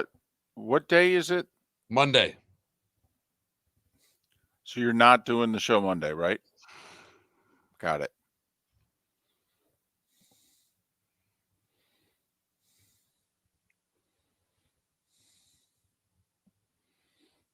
No, her surgery's at 9, so I got to have her to the hospital, or I got to have her to the hospital at 9. Surgery's at 11, so can't really make her Uber to the hospital and say I'll be there when the surgery starts. No. She suggested you can just stay in the hotel room. I'll Uber. I'm like, no, Mom, you're not Ubering to the hospital for your surgery. No. we do go to great lengths to do this show, but no. No.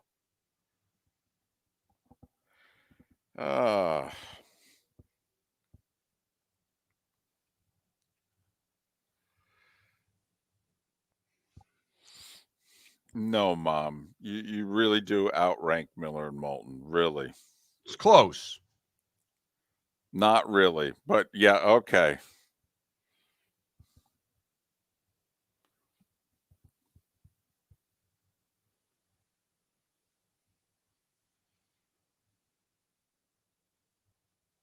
How's the young lady getting to school? My daughter? Yeah. The wife. Is that going to throw a wrench in her? She takes her every morning. Oh, yeah, well, that's true. I pick her up. Got it. Just gotta, I gotta that'll be tough. That's the only thing that she gonna be the last kid sitting on the curb when your wife pulls up? Well. Here we go.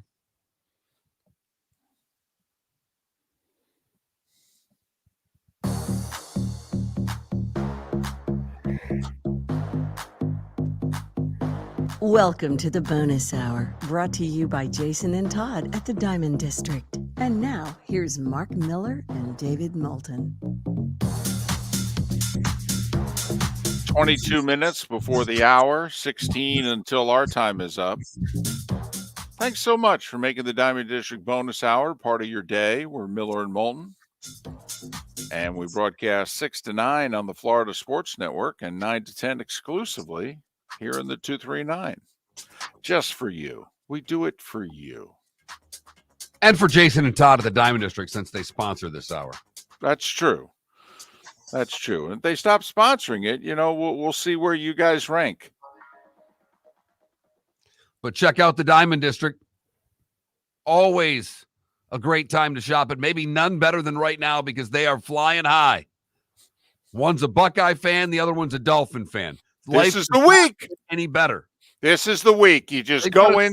They've got a sale coming up, but I wouldn't worry about it. I'd go and say, what's my sale today? Right. Which one of you is the Dolphin fan? Which one of you is the Buckeye fan? Okay. I'm Notre Dame's 11th defender. What can you do for me? I'm a Denver Broncos corner. How do you feel about me? you think Freeman's ever gonna you think he'll get through this? And I don't mean he's gonna lose his job this week or this year, but you know what I mean. Do you think? I mean, this could linger for a while, and by a while, I mean till he goes to the playoffs and wins a playoff game. Beat USC, a lot would go away. Well, here's the problem. If they beat USC, you know what Notre Dame fans going to say? We'd be in the playoff if we could have lined up 11 guys on the field. I understand that, but if you beat USC and USC wins the Pac-12, you could eliminate the entire conference. You're now ahead of all of those schools. That's true. So I still think there's a path for Notre Dame. It's a tough one, but there's still a path for the Irish. Bud Elliott, who will be on the show tomorrow, disagrees. Bud Elliott made his case that Notre Dame's already been eliminated from the playoff. So we'll see. We'll see. I just think this is going to stick with Freeman for a while.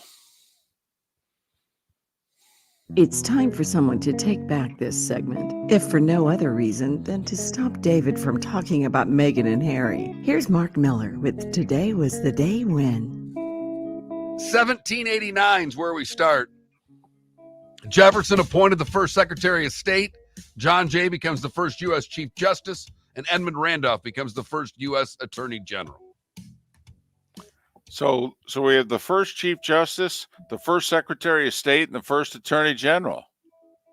Wow. It's a big day. It is a big day.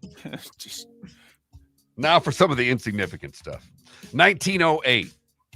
Ed Ruhlbach becomes the only pitcher to throw a doubleheader shutout, winning 3-0 and 5-0.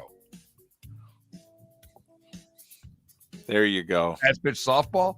Thrown him out every game. Oh. Hey, Ed, how you feeling? Oh, I feel pretty good. Want to go back out there? Go as long as you can. Go do that again. Why don't you? 1925, Walter Hagen wins the PGA, his third PGA and 7th of his 11th majors. 1934, the Queen Mary is launched. 1949, the groundbreaking ceremony for the Hollywood sign. It said Hollywood Land originally. A reconstruction, then it just became Hollywood. West Side Story opens today in 1957. That was transcendent play. I really was. That's one of the 5 most important plays that's ever been written and performed. And what it did for Broadway. Then they turned it into the movie. It won 10 Oscars. And now, I mean, you can still, West Side Story is still being performed at every major place that does theater. Only won 2 Tonys. Yes. Of all the Oscars. So just. And didn't win any of the important ones either. One choreography and, none of the actors or actresses won anything. But the movie is what made it a monster. Today in 61, Maris hit his 60th home run to tie Ruth's record. In 62, Maury Wills became the first player in Major League Baseball history to steal 100 bases, doing so for the Dodgers. He would end the season with 104. Today in 1964, Gilligan's Island debuts on CBS television. Hawaii Five-0 broadcast for the first time today on CBS today in 1968. The Beatles release Abbey Road today in 69. That same day, the Brady Bunch premiered on ABC. So yesterday was the 1970 premiere of The Partridge Family, which they put right after the Brady Bunch. Today in 71, Jim Palmer becomes the 4th Baltimore Oriole to win 20 games that season. Think about that in today's day and age. We're not going to have a 20-game winner this year, are we? I mean, Strider has a shot if they pitch him both times this week. Because he's at 18, right, for the Braves? But I mean, 4. What? Right. 4. Correct. Right. Same staff. Today in 73, Wilt Chamberlain signs with the ABA's San Diego Conquistadors. I just want to bring them back. 75, the Rocky Horror Picture Show debuted in L.A.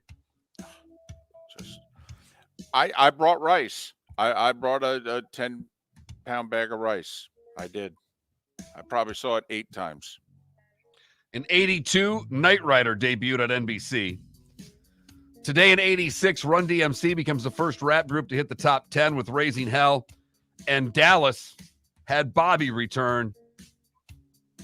And his death was attributed to his wife's Pam bad dream, erasing the entire season prior. It's all a dream. 93, the U.S. beats Europe 15-13. DL3 beating Constantino Rocca, 1-up for the win.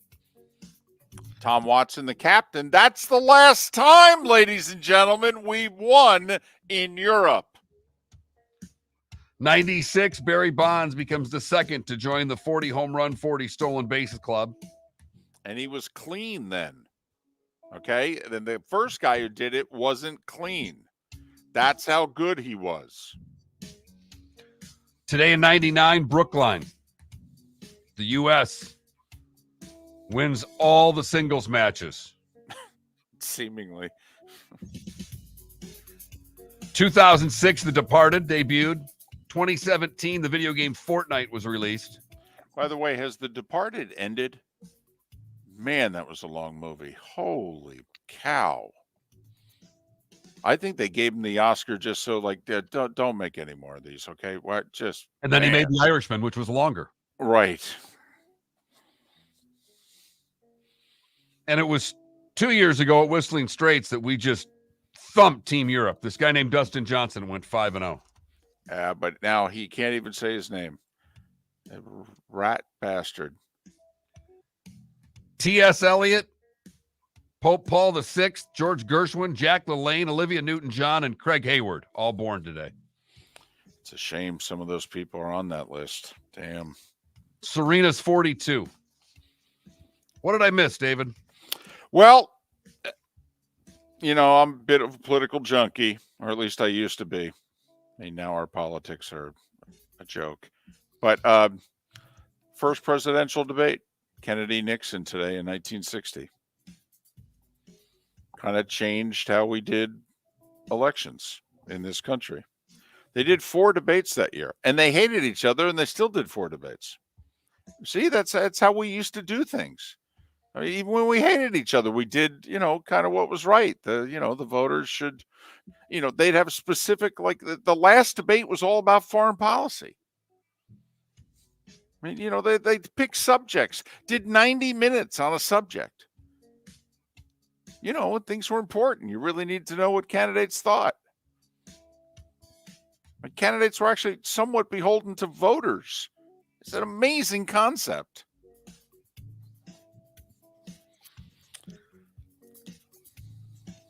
You done? I better be. Or are you just getting warmed up would be a better question. Because it sounds to me like you were just getting warmed up. Mark's going to be done at the top of the hour, and I'll be doing 10 to noon. You've heard folks elsewhere mock Florida is gonna Florida. Well, Mark Miller sees it differently. He calls it the good, the bad, and the ugly. What you got, Mark? The last 60 to 90 seconds is what I have. For the good, we go to Collier County. Joshua Albanos was visiting his grandfather at an assisted living facility, and he just had a realization. And he thought that he could do something to make assisted living places a little better. He is a jazz musician at Gulf Coast High School. So he and his friend created a band called Generation Jazz. They visit different senior communities in Southwest Florida and play music. Good for them.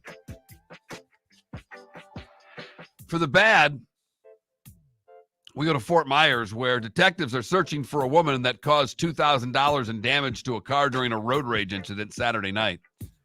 Woman was trying to enter the Market Square Plaza when another vehicle cut her off, nearly causing a crash. The vehicle continued to brake check the woman in the plaza parking lot. When the victim parked her car and went into the store, another woman came yelling at her, followed her into the store, then apparently went out back to the car and beat it up, causing nearly $2,000 damage to the car. Not brake checking anybody anymore, David.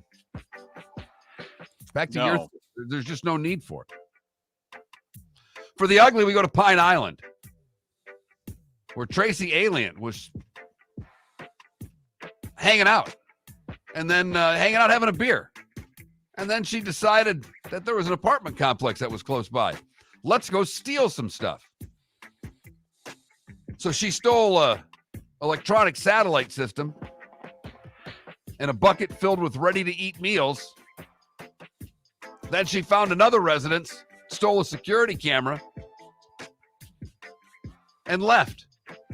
All of this was caught on video, so it took the Lee County Sheriff's Office a matter of seconds to find the woman and all the stolen items.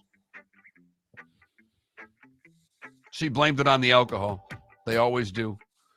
And that is the good, the bad, and the ugly on today, September the 26th, 2023. Did the alcohol force itself on her? Okay, or did she actually help consume it? Just a question. I swatted this camera. Right. By the way, I said Strider's got 18 wins. He picked up his 19th in the doubleheader on Sunday. He got the win in the 8-5 game for the Braves. So he's at 19 wins. So, and I think he'll make his last start of the year Friday or Saturday. So he's got a shot at 20. His ERA is just under 4, though. Blake Snell's ERA is a run and a half lower. But Strider's got 5 more wins. Anyway. Final week of the baseball season. There were 4 games last night, but it really gets underway today. Everybody's playing. Marlins in New York to play the Mets. Do you know they're 10 games ahead of the Mets in the standings? How much money would you have won if you had said, Mets Marlins final week of the year, Marlins are going to be 10 games better than the Mets? I would have lost everything I owned. Thank you. Everything. Thank you. Yep. So Braxton Garrett for the Marlins against lefty journeyman Joey Lucchesi, who's pitched pretty well, though. But the Marlins, they got a lot of right-handed bats. Marlins a slight favorite in the game. Rays in Boston to play the Red Sox. Orioles 2.5 up in the standings, 3 in the loss column. They have the tiebreaker. Their magic number is only 3. Baltimore's hosting the Nats. If you're still holding out hope for the Rays to win the East. Games to pay attention to. Marlins a game behind Arizona and the Cubs. Arizona's on the south side of Chicago playing the White Sox. Cubs are in Atlanta playing the Braves.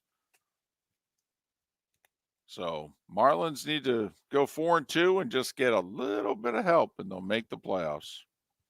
I think the Marlins win tonight and the Cubs lose. The Marlins will be tied for the wild card when we wake up in the morning. And Astros and Mariners continue their series out west. Only 2 of the 3 teams in the West look like they're going to make the playoffs. Will Houston, the defending World Series champions, be one of them? They're a game up on the Mariners right now. And as you said, the Mariners have it all in front of them. They just got to figure out how to win some games. Thanks so much for listening. We'll do it all over again tomorrow morning. Seth Everett on the show. Thanks for listening to the Florida Sports Network. Located on the East Trail, locally owned Naples Tiki Bar and Grill is an outdoor eatery next to the Hitching Post Shopping Center. Island-inspired